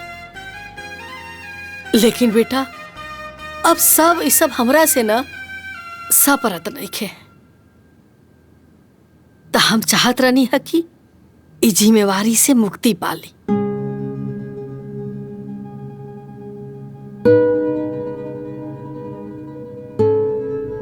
और हम चाहता नहीं कि सुमन ए घर के बड़ बहू बाड़ी, तो सारा जिम्मेवारी हम उनके के सौंप दी।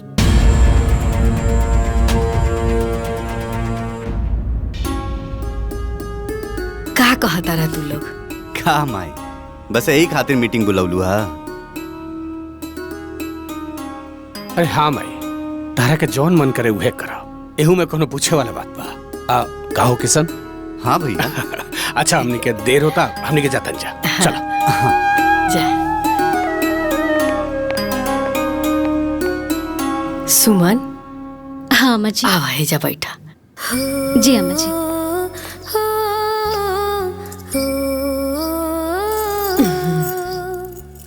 हाइला ई घर के चाबी है। ई हम का करब? रख ला।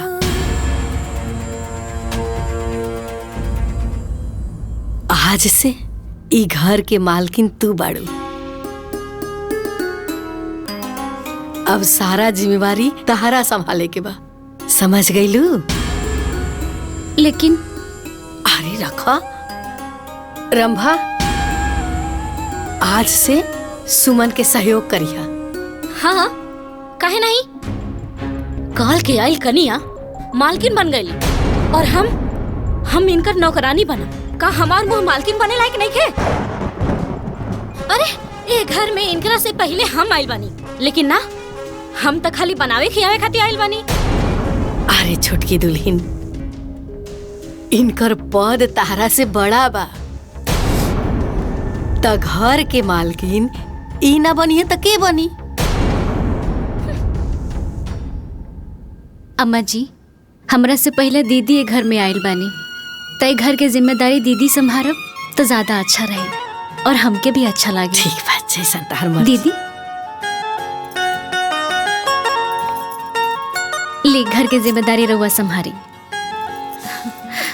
हमरा के खैरात नहीं चाहिए और हमरा ऊपर ना दया दिखावला के कोनो जरूरत नहीं के।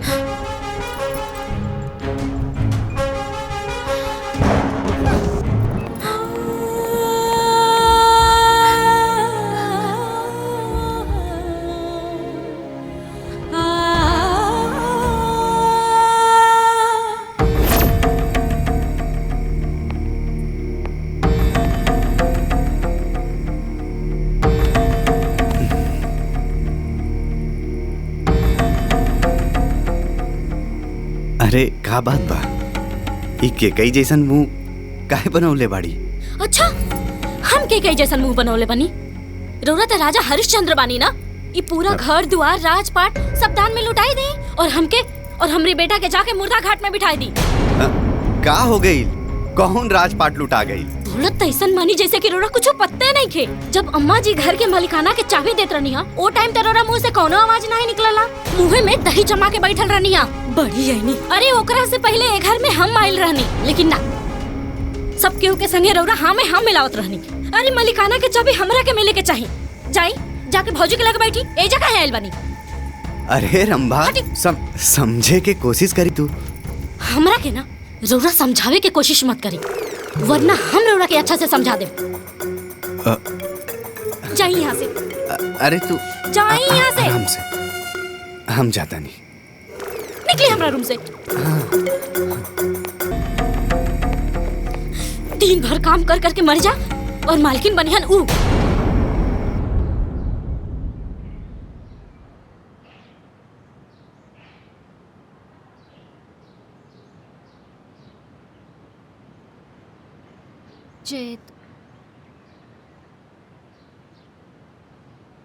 सब खा जइबू तो भर के पूरी कैसे बनी? इतना बड़ हो गई, ना जाने कब तारा बुद्धि हुई। ठीक है, लच्छीला ना खाई ना करब। दुल्हीन। हाँ अम्मा जी। तनी तू ही इनकरा के लूर साहुर सिखाव। इतना बड़ हो गई, कौनो बुद्धि नहीं खे। का जाने कब सियान हुई है। अरे अम्मा जी, समय के साथ सब ठीक हो जाई, रवो चिंता मत करी, सब सीख ली हैं। बाकी अम्मा जी, रवो से एगो बात कहल चाहता नहीं। कह, का बात बा? का बात बा? सास बहू में बड़ा खिचड़ी पाकता। खिचड़ी ना पाकता जी, सुनी ना, अब हम ही कहल चाहता नहीं कि हमनी के लाडो बिटिया भी शादी के जोग होइए गइल बड़ी, तो कहीं निमन घर द्वार देख के समय पर शादी हो जाए तनी मन रहित। हाँ, दुल्हीन एकदम ठीक कहतारी। अरे समय पे ही बियाह शादी अच्छा लागेला। ए बेटा, अब एकरा खातिर बढ़िया घर बर खोजा, चर्चा कर, समझला? ठीक बा माई, हमहू देखतानी या 4-5 लोग के बोल भी देतानी कि कोनो बढ़िया घर बार अच्छा लड़का मिले तो हमरा के बताओ लोग। हाँ। अच्छा, अब चला तनी। हाँ। ए सुमन, अपने हद में रह, ज्यादा मलकाना करे की कोशिश मत करा। लाडो, दादी चिल्लाई मत। इनका के समझा दा कि सिर्फ चौका बर्तन पे ही ध्यान दे, हमार माई बनने की कोशिश ना करे, ना तब बहुत बुरा हो जाए।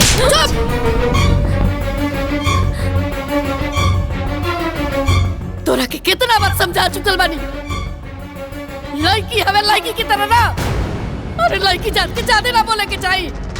तोरा पता बा, और तोनी के अपन माई के प्यार देवे खातिर ये अपन कोक मार देलस। का परेशानी बारे तोरा? का परेशानी बा? काहे लड़त रहली? अम्मा जी चुप हो जाई, बच्ची बाड़ी, समझदारी निखे, सब समझ जी हैं, बैठी रहो।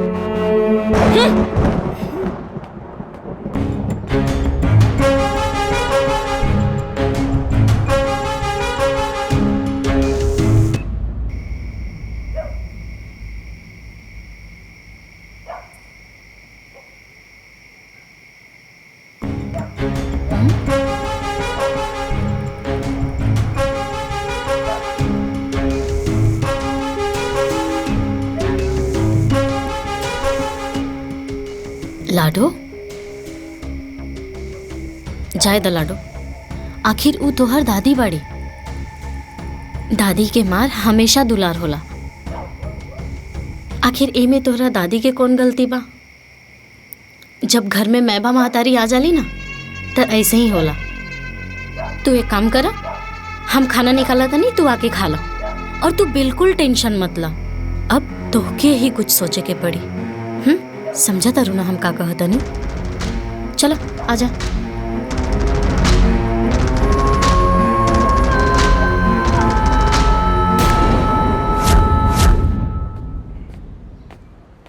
दुल्हीन, अरे इतना लेके काहे जाता रू? का जल्दी बा? अरे अम्मा जी इतना भारी नहीं खे, चल जाई। ठीक बा, जा संभाल के जइहा। हाँ।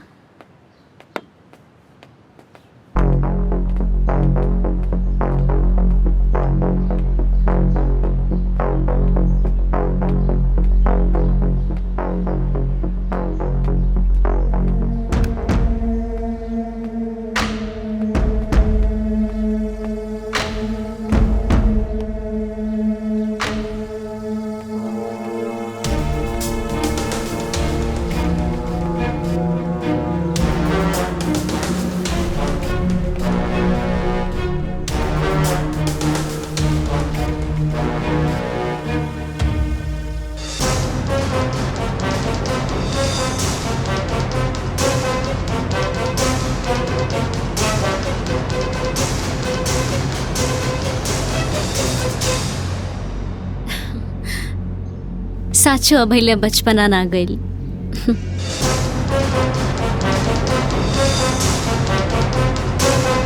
कोनो बात ना, हम साफ कर दे। हम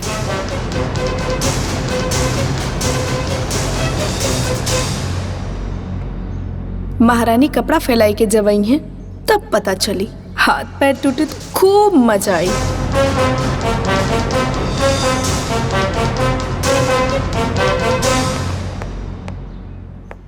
माई, सुमन कहाँ बड़ी? हमारा बैंक के पासबुक चाहत रहे। अरे छत पे गल बड़ी कपड़ा डाले, आवते हुई हैं। अरे तनी जल्दी बुलाओ ना, हमरा देर होता। देर होता तो जा ऊपरे पूछ ल। अब सुमन, सुमन, सुमन कहाँ बाड़ू?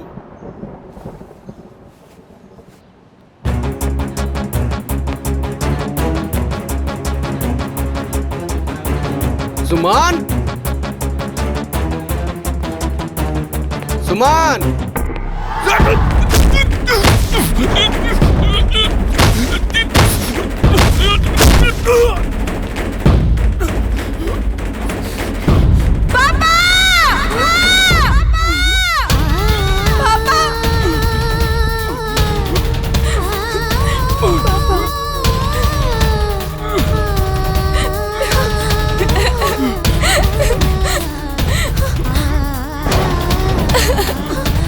काबल जी, काजी, दीदी, बोले, काबल, काबल जी, ना, ना, ना, पापा, कुछ ना हुई रो, कुछ ना हुई, बोले, ना, कुछ ना हुई,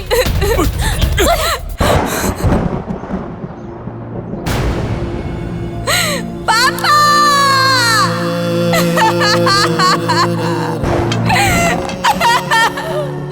भैया, दादी, भैया,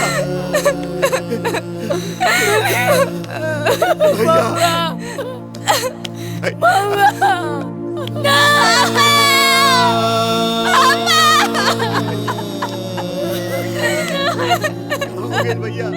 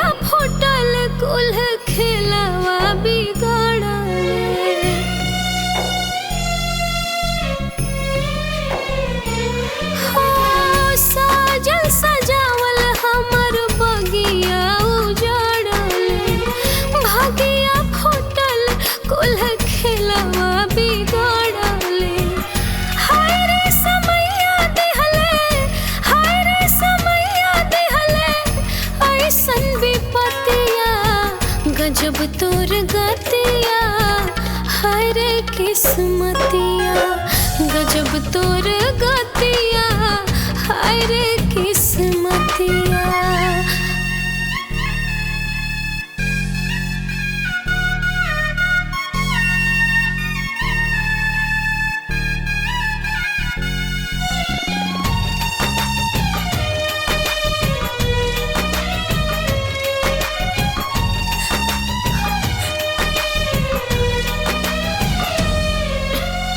सगरो खुशहाली गई हमरा से रूठ एक क्षण में दुनिया हमन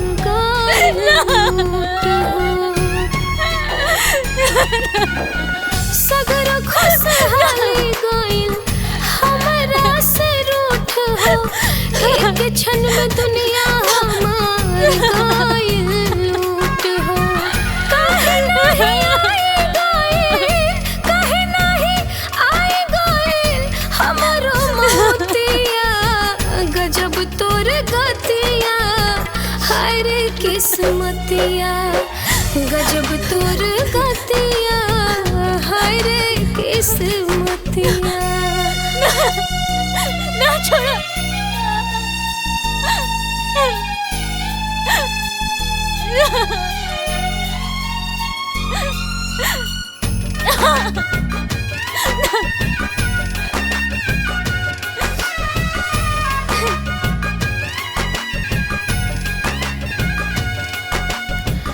काहे के मिलल ऐसन हमारा के पीरा जिंदगी से निकल गइल कोहिनूर हीरा काहे के मिलल ऐसन हमारा के पीरा जिंदगी से निकल गइल कोहिनूर हीरा आवे जब याद हमर फाट जाला छतिया गजब तोर गतिया हाय रे किस्मतिया गजब तोर गतिया हाय रे किस्मतिया ए अम्मा जी ये विधाता कौन कलम से हमने बिटिया के नसीब लिखले बा मत रो दुल्हन मत रो बच्चा अगरे ओकरे जीवन में जब से पैदा भइल बिया तब से खाली दुखे दुख झेलने पिया मत रो हमरो ले कोनो फायदा बा अरे ऐसे न रहे तो ओकरा के दुनिया में भेजली ही काहे कितना बढ़िया घर द्वार मिल गेल रहे बेचारी के सब कुछ बर्बाद हो गइल कैसे रही अब वो बेचारी ए चाची जेकरा कितनो बढ़िया घर बार मिले अगर ओकरा नसीब में दुख भोगही के बा तो भोगबे करी ए बाबा अब तो जन होके के रहे तो हो गए ले जा दुल्हन के अंदर तने समझावा बुझावा चुप कराओ हाँ भाई चल उठा उठा चला मत रो दुल्हन हमरे बिटिया के नजर लग गई क्यों के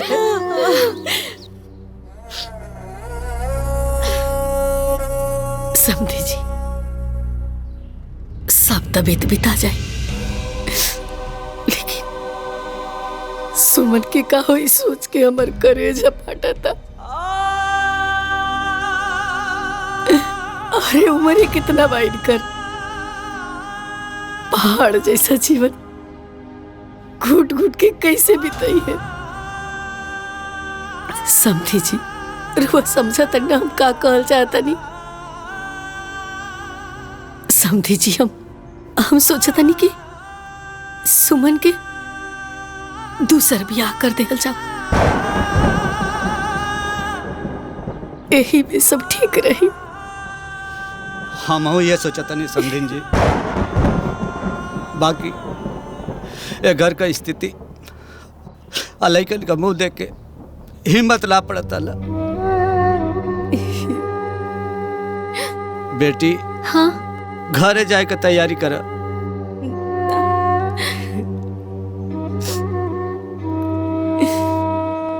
ना बाबूजी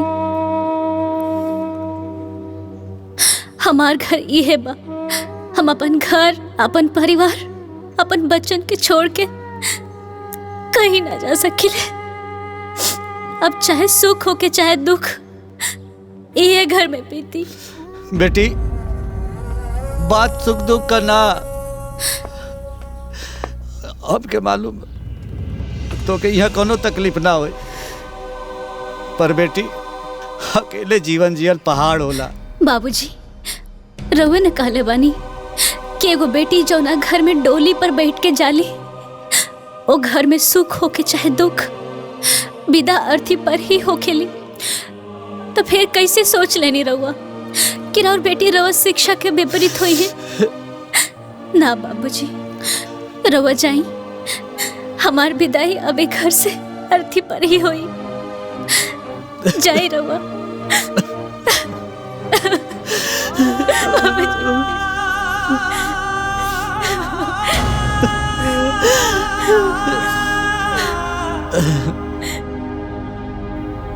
बेटी हमके तोरा पर नाज बा, आज हमार छाती गर्व से चौड़ा हो गई।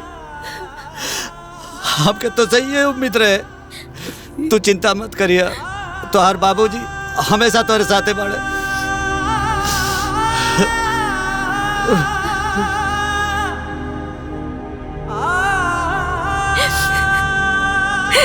माई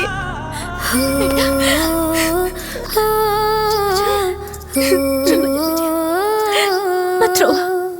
उहे होला जवन विधि करेले रचनवा।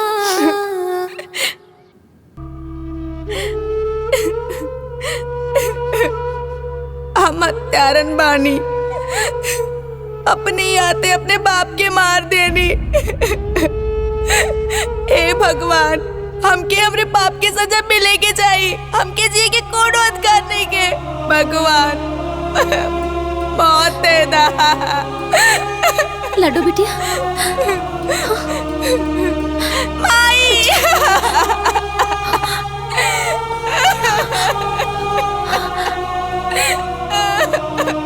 माँ, तुम हमके माँ खा लो। चुप हो जा, मत रो माँ। बिटिया बिटिया चुप हो जा, अब और मत रो, ना तो हमार कलेजा फाट जाए। बिटिया माई हम हत्यारन बानी, हत्यारन हमरा के माहौर दे दा, हमरा के जिए के कोनो हक ना बा। ना बिटिया, ये हो नहीं रहा, हो गई। तू अपना के मत कोसा, अपना के मत कोसा। ना माई, ये होनी ना रहल।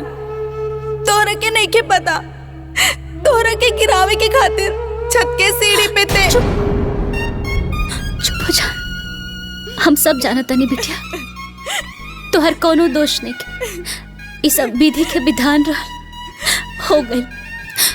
और सुनो, आज के बाद से ये बात अपना जबान पर कब्बो मत लइहा, न तो बेवजह दुनिया तो के हत्यारन कही, कलंक के नहीं कही। तोहर जियल दुश्वार कर दी बेटी, तोहर जियल दुश्वार कर दी। अब का करी माई? चुप हो जा बेटी, सब ठीक हो जाए। चुप हो जा।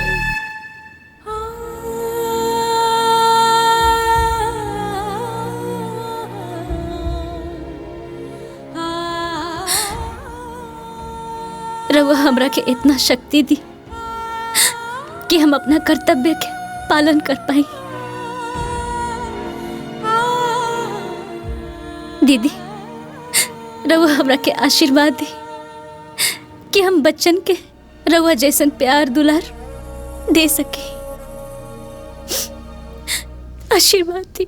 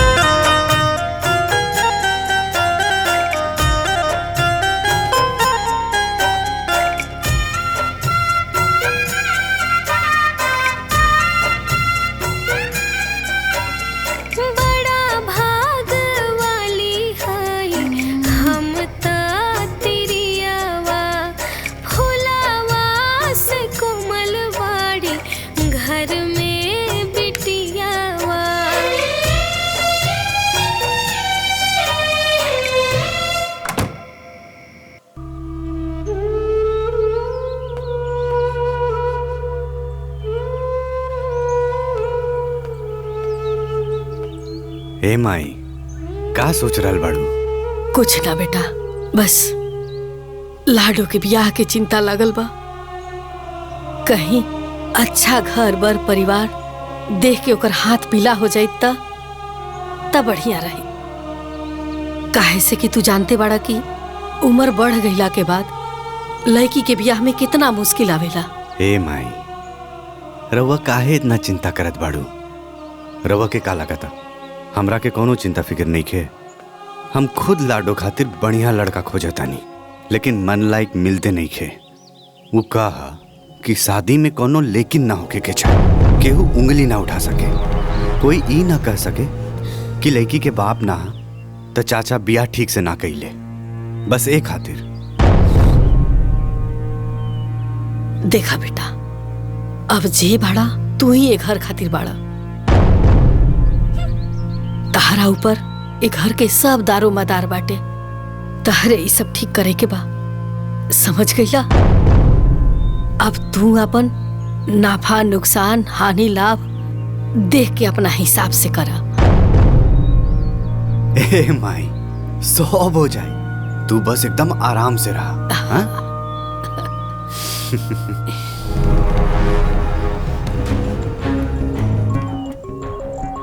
घर के कुल खर्चा कपारे लेके ढोआ तारे। अब लागत बाकी शादी ब्याह के भी पूरा भार उठावे के पड़ी।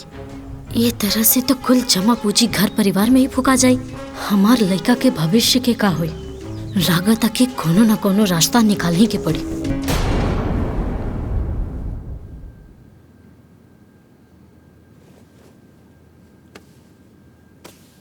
ए का बात बा? बेसी थक गई लू का? बहुत जल्दी बेड धर ले लू। कहे थकान कहाँ से हुई? हाँ, हमरा खातिर तरोरा नौकरानी लगा के रख ले बनी ना, जवन ए घर के सारा काम करेले और हम महारानी बन के बैठल रहे नी। अरे तो एकरा में इतना गुस्साए के का बात बा? हाँ, एक बात बतावा, ये घर तहार है, ये घर के काम तू ना करबू तो के करी? अच्छा मुंह फुलावल छोड़ा, हमार कपार बहुत दुखाता, तनी तेल लगाता। हाँ हाँ, काहे नहीं? हाँ, दिन भर ए घर में झाड़ू पोछा बर्तन सब करी हम, सबके खाना बना के खियाई हम। अरे केहू हेल्प तक करे नहीं आवेला और ऊपर से कपार दुखाता, कपार दबा दा। एक बात ना रौरा कान खोल के सुन ली, अब ये रौरा घर के जिम्मेदारी ना हमरा बस के नहीं के, हमसे ना होई। रौरा कुछ ना कुछ करी। अरे ये कैसन बात करत ताड़ू तू? घर परिवार के जिम्मेवारी लिहल कोनो भार ना होला? अच्छा भार ना होला? भार ना होला तो जाके सब कोई के आटे उतारी और हमके हमरा बेटा के जहर दे के मार दी। अब ज्यादा होता। ज्यादा हम ना रौरा कर रहल बानी। अरे कुल कमाई रौरा एक घर के ऊपर उड़ा दे तो काल के हमर बेटा उठ के डफली बजाई। हमरा बेटा के फ्यूचर के बारे में रौरा चिंता बाटे? ओकरा फ्यूचर के चिंता बा, हम बानी ना ओकरा खातिर। हम कुछ नहीं की जानत। रौरा ना जाके सब केहू से साफ साफ कह दी कि सब केहू अपन अपन देख ले। अब हम रौरा परिवार वालन के संगे एक सेकंड भी ना रहम। या तो रौरा कुछ करी, नहीं तो हमरा के कुछ सोचे के पड़ी। रंबा, रंबा,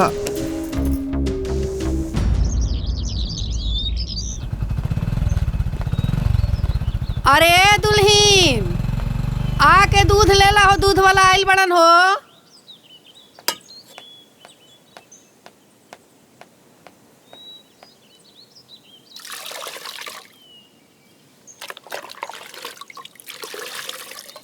बस बस रह दो।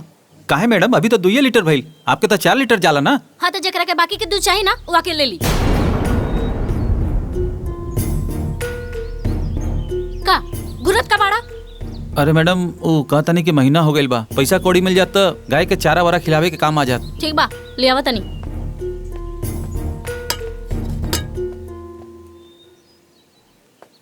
लो मैडम ये तो 3500 बा, बाकी 7000 होला नू। बाकी के जे दूध लेला ना वो दे दी। बड़ा आइलन 3500 रुपया लेवे खातिर। का दादी सब ठीक ठाक बा नू? अरे हाँ बबुआ, सब ठीक ठाक बा। अरे घर में तनी नरम गरम चलत रहला है ने। आवा कितना बचल बा? 3500।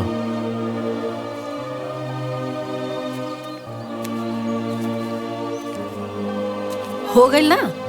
ठीक बा। ठीक बा दादी, प्रणाम। हाँ।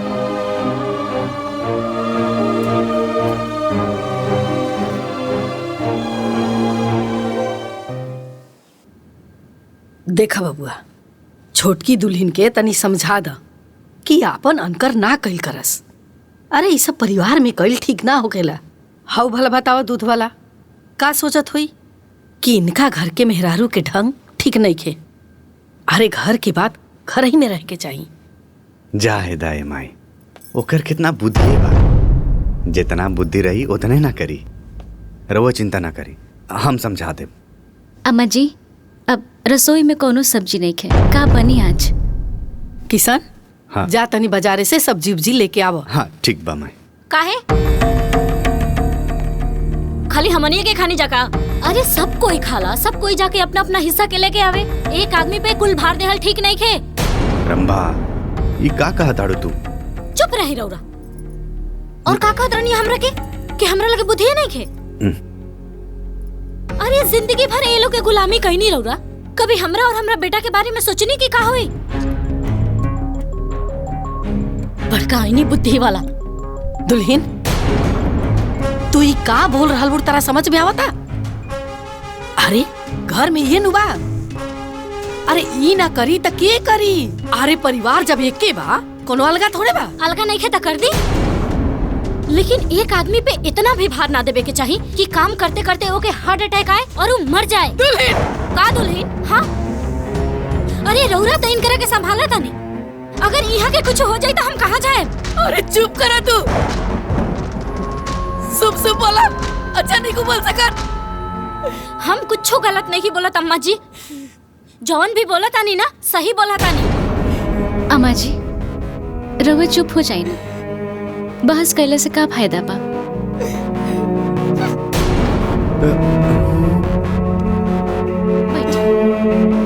ए माई, हम समझा देब, रउआ चिंता ना करी।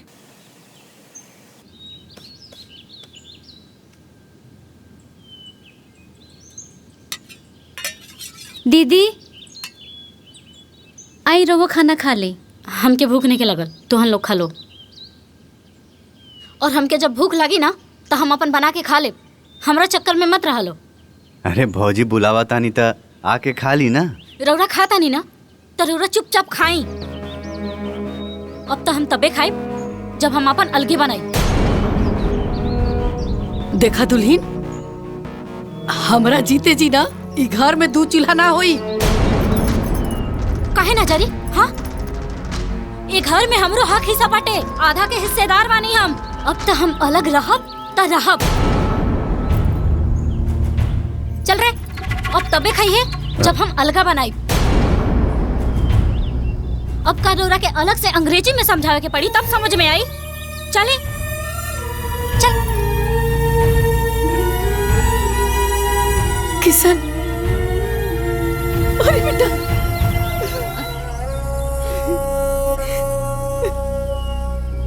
अम्मा जी, जाए दीना। छोटकी दीदी अभी बहुत गुस्सा में बाड़ी। गुस्सा ठंडा हो जाए तो सब ठीक हो जाए। अरे तू ना समझ बुदुलिन, हम जानो तानी कि काहे इतना छरछराता रही। हमरे लाडो बिटिया के बिया होता ना, हमें खजाना न देवे के पड़ जाए। ऐसा तिरिया चरित्र खेला तारी। अम्मा जी, रउआ चुप हो जाए। ये केहू नहीं के जानत कि केकरा किस्मत में का लिखल बा। जेकरा किस्मत में जौन लिखल हो तौन होई। रउआ चुप हो जाए। चुप। दादी,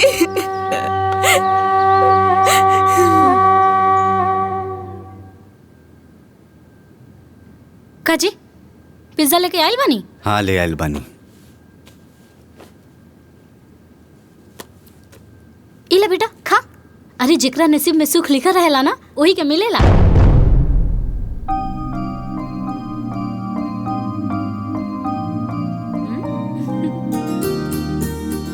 मम्मी पिज्जा बहुत अच्छा है। रोहित भैया के दे के आई का? हाँ हाँ बेटा, जा दे दा। हे, चुपचाप बैठ के खा, ना तो अबे एक चाटा मारब ना कि होश में आ जाइबा। रोहित भैया के देके आई का। अरे पिज्जा बर्गर सबके किस्मत में नहीं होला कि सब केहू के मिली और सब केहू खाई। रौरा दिमाग में भूसा भर गइल बा का?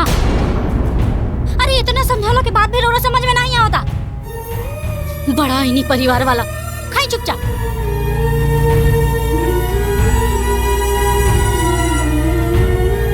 अरे ये कहाँ जाता?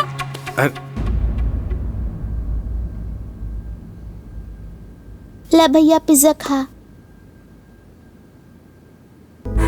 अरे तोरा के कितना बार समझावनी है कि रूम में बैठ के खो, लेकिन ना इनकरा तब बुझाते नहीं थे। केहू के नजर गुजर लाग जाई त का करब हम? दीदी चल चल चल।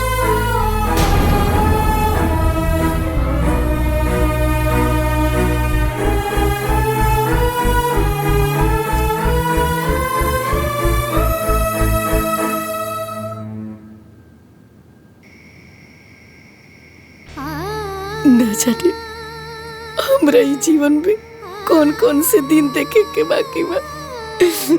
शादी के जिम्मेदारी के संभाली, के घर के काम काज करी, परिवार के लोग ऐसे सहारा खींच लेलस न दूसरा के केहू का भरोसा करी। अरे घर में सियान लड़की पड़ल भी बियाह करे के, ओकर बियाह कैसे होई कि ओकर घर भर खोजी। ई लोग खड़े समय पर धोखा दे देला। अम्मा जी। हाँ दुल्हन, रवा काहे चिंता करता नहीं? रवा चिंता मत करी, हम बानी ना, हम सब संभाल ले। हम रवा अपन ख्याल रखी, न तो रवा तबीयत खराब हो जाई था। हाँ दादी, हमार ब्याह के लेके आप बिल्कुल भी परेशान ना होखी। ना हुई तो ना हुई। काहे ना हुई बिया? तोहार बिया हम करब। हम तोहार माई बाप दोनों के फर्ज निभाई। हम तोहार इतना धूमधाम से बिया करब कि पूरा जिला जवार देखी त कही कि केहू के बेटी के बिया भइल। हम करब बिटिया, माई हम करब। चुप हो जा, चुप हो जा। हाँ तो माने का पड़ी। लाडो किस्मत का बड़ी तेज बिया, ओकरे भाग्य से रिश्ता बहुत अच्छा मिल गई। हाँ समझन जी, सुमन बिटिया जैसन कहता लिया वैसने घर पर मिल गई। वो इतना जल्दी, यो तो किस्मते है ना। हाँ, और ना तका, एक तो इकलौता लड़का, ऊपर से सरकारी नौकरी, और लड़का देखले में इतना सुंदर बा कि मन गदगद हो जाता है। अच्छा, ओकर परिवार के स्वभाव हुआ ठीक बानू? अरे स्वभाव के बारे में मत पूछी, कौनो चीज का कमी ना बा। घर तो हवेली नियन बनोले बाड़े लो, नौकर चाकर गाड़ी घोड़ा से सब पूरा घर भरल बा। समझ ले कौनो चीज का कमी नहीं खे। स्वभाव तो एकदम गऊ बाड़ा, एकदम रत्ती भर घमंडा बा। जब सब कुछ ठीक है बा तो एक दिन पंडित जी के ले जाए और दिन भर रखवा दी। शुभ काम में देरी कौन बात के? अरे एक दिन का काले चल जाता जा, कहो जीजा। हाँ और का, सही बात है। लाडो बिटिया, तोहार ब्याह त तय हो गई और दिन बार भी रखा गई। बाकी हमरा से एगो गलती हो गई। का माई? ये कि हम तोहसे पूछ भी ना पाओनी कि शादी तोहके पसंद बा कि नहीं। तोहरा के पसंद बा ना? हाँ बिटिया, हमके तो पसंद बा। तो बस हमरो के पसंद बा। लेकिन बिटिया। लेकिन का? कोनो माई अपन बेटी के खातिर खराब घरवर खोजी का? तू हमार माई बाड़ू, तहार पसंद हमार पसंद। बिटिया माई। दुल्हन।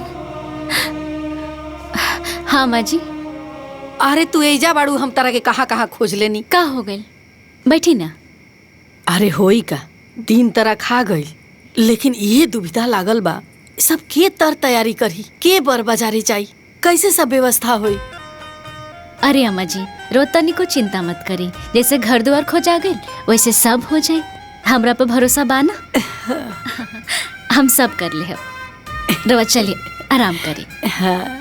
अच्छा बेटिया, तू आराम कर। हाँ। बाबू तू सोच जा। चलिए अम्मा जी।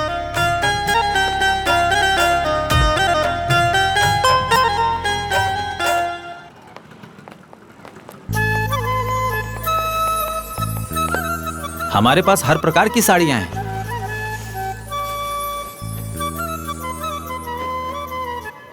हाँ ये ठीक बा, ये बढ़िया बा। ये कुल पैक करवा दी। हाँ अब बिल बनवा के दे दी हम। ओके जी। अम्मा जी बाबूजी लाडो के लेके रहो लोग घरे जाएं, बाकी की शॉपिंग करके हम आए। ठीक है। अच्छा हाँ।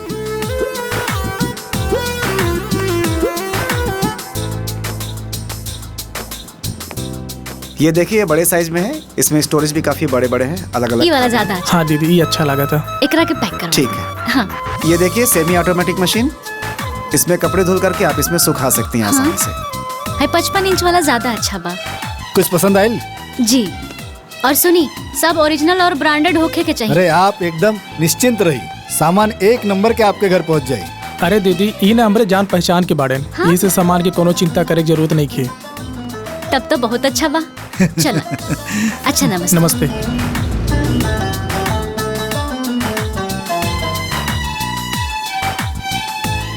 दीदी ये बेड बड़ा सुंदर लगा था। हाँ सुंदर तो बा। बहुत महंगा हुई। महंगा बा तो का हो जाए? अरे बेटी के ब्याह करो तनी, अच्छा होके के चाहिए। अच्छा सुनी अच्छा बा ना? अरे बहन जी का कहत बानी, प्योर शीशम के लकड़ी के बा। ठीक बा, एक काम कर जाओ यह ले लिहल जाओ। ठीक बा दीदी। बहुते अच्छा बा। अरे दीदी ये डाइनिंग टेबल देखा अच्छा बा ना? हाँ अच्छा बा तो यह ले लिहल जाओ। अच्छा सुना सब सामान हो गई ना? हाँ दीदी सब हो गई बा। छूटल तो नहीं है ना? नहीं। अच्छा ठीक बा, चलो बिलिंग करा लिहल जाओ। हाँ बहुते काम बिल बनवा बा देता हमके। नहीं। हाँ चलो।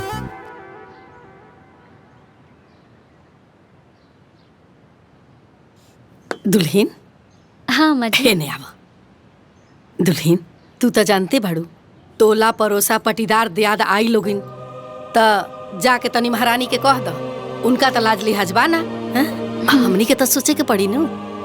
जा दुल्हीन। रवा चिंता मत करी, अब भाई हम जाते हैं, दीदी के मना के ले आवता नहीं। जा।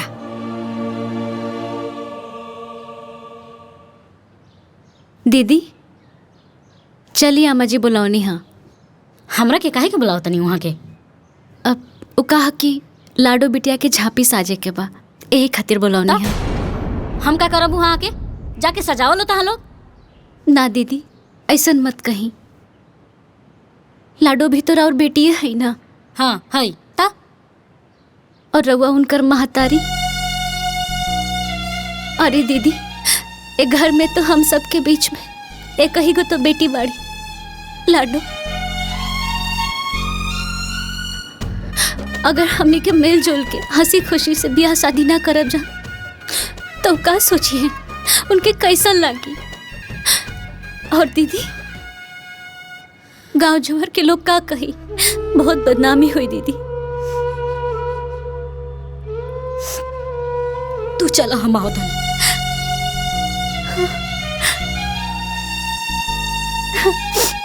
रवा आ रहा बनी। ठीक हम चलत नहीं रवाई।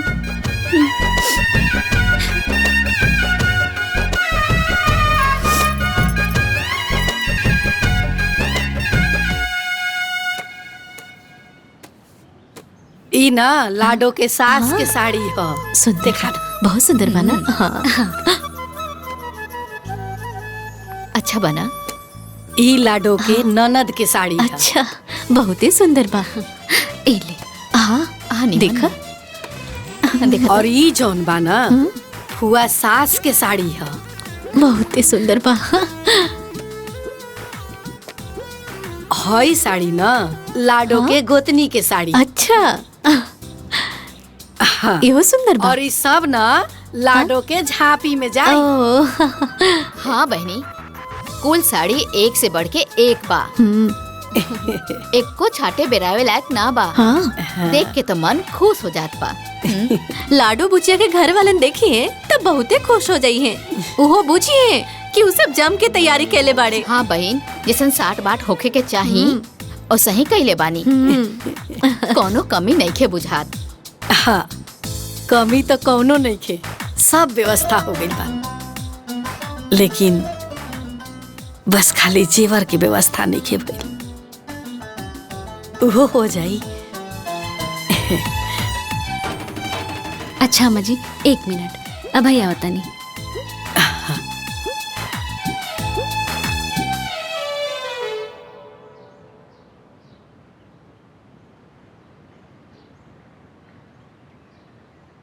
अम्मा जी, ये ली जेवर।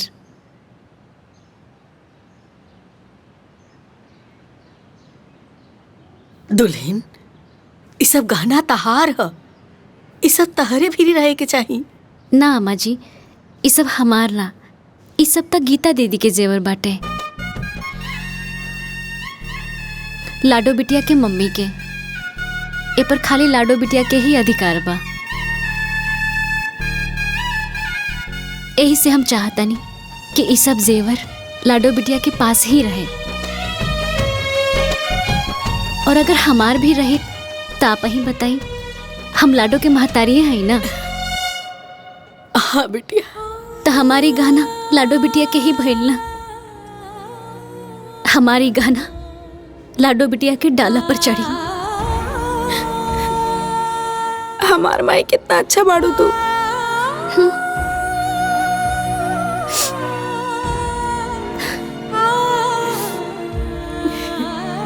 बहन, बहु देता इसने दे भगवान। विजय के ना रहला पर भी अपन बेटिया के बियाह में कुछो कमी न रहे देली।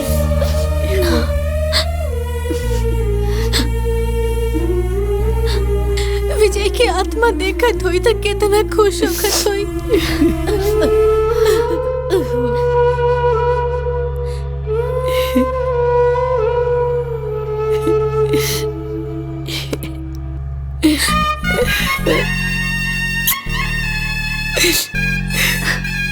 तू हमार बहू ना, तू हमार बेटा बाड़ू।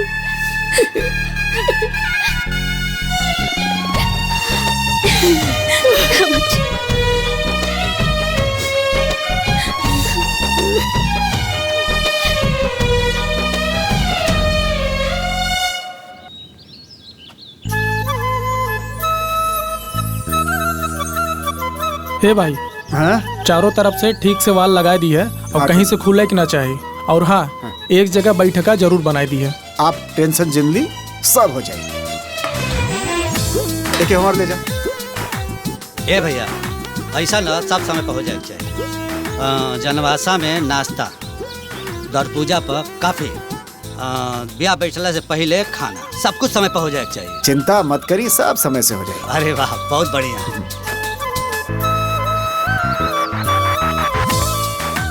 वाह, बढ़िया लगा था। और सुना, गेट से लेकर ऐजा तक पूरा लाइट लगा दिया और पूरा घर में झालर सजा दिया। हाँ। कौनो कमी ना होके के चाहिए। कौनो कमी ना होई। हाँ बस। खुलवा ऊपर से लगाइए। पैक करा ले लोग। हेलो बाबूजी, सुन ला ना, सब व्यवस्था हो गई ना? हाँ हाँ। ध्यान से देखब, कोनो चीज के कमी ना होके के चाहिए। अरे बिटिया, कोनो चीज का कमी ना हो। अरे हमनी का बानी ना, तू बाहर के चिंता छोड़ के अंदर का काम देखा, ठीक बा? बाहर हमनी के संभाल ले जाई। अच्छा ठीक बा, देख लियो। हाँ। सुना, और जो निश्चय चुनाव था ना, समधन जी, पंडित जी कब के तारीख बतवले बड़े? अरे हमारा कुछ पता नहीं के समधिन जी। उ का बात बना, सब बात सुबह के पता रहेला। काहे से कि सब जिम्मेवारी उहे न उठौले बड़ी। अम्मा जी, ये अक्षत लाडो बिटिया के ससुराल से आइल बाटे। हाँ लावा। और हाँ, जाके लाडो बिटिया के बुला आवा, उनकरे हाथ से न खुली। हाँ, ले आओ तनी। आवतिया। हाँ हाँ।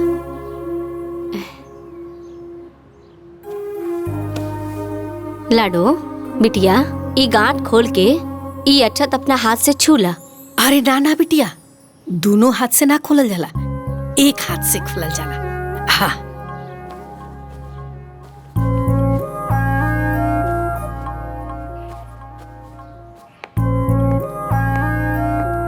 दीदी, हाँ, ये मंडप कहाँ गड़ाई? बाबूजी के बता दले बानी, जाना उनका से पूछ लो। ठीक बात दीदी। सुमन बिटिया, हाँ, ये अक्षत के 5 बार अपन दोनों हाथे से छू के शुभ कर दा, ताकि बिया के शुभ कर्म शुरू हो जाए।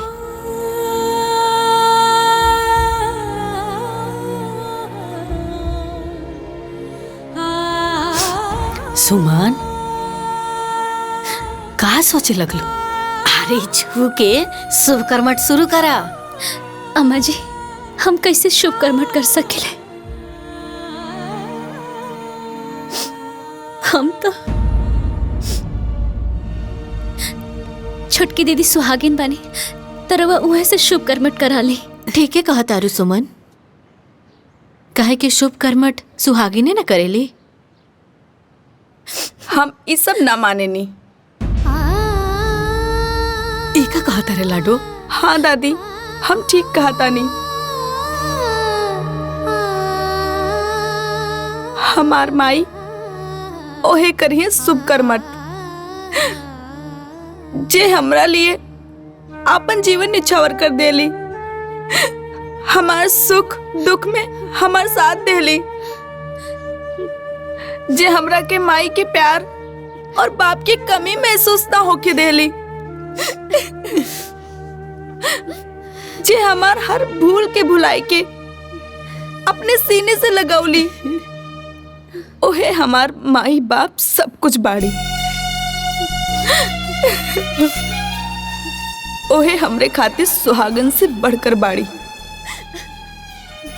ओहे करिए हमार शुभ कर्मठ।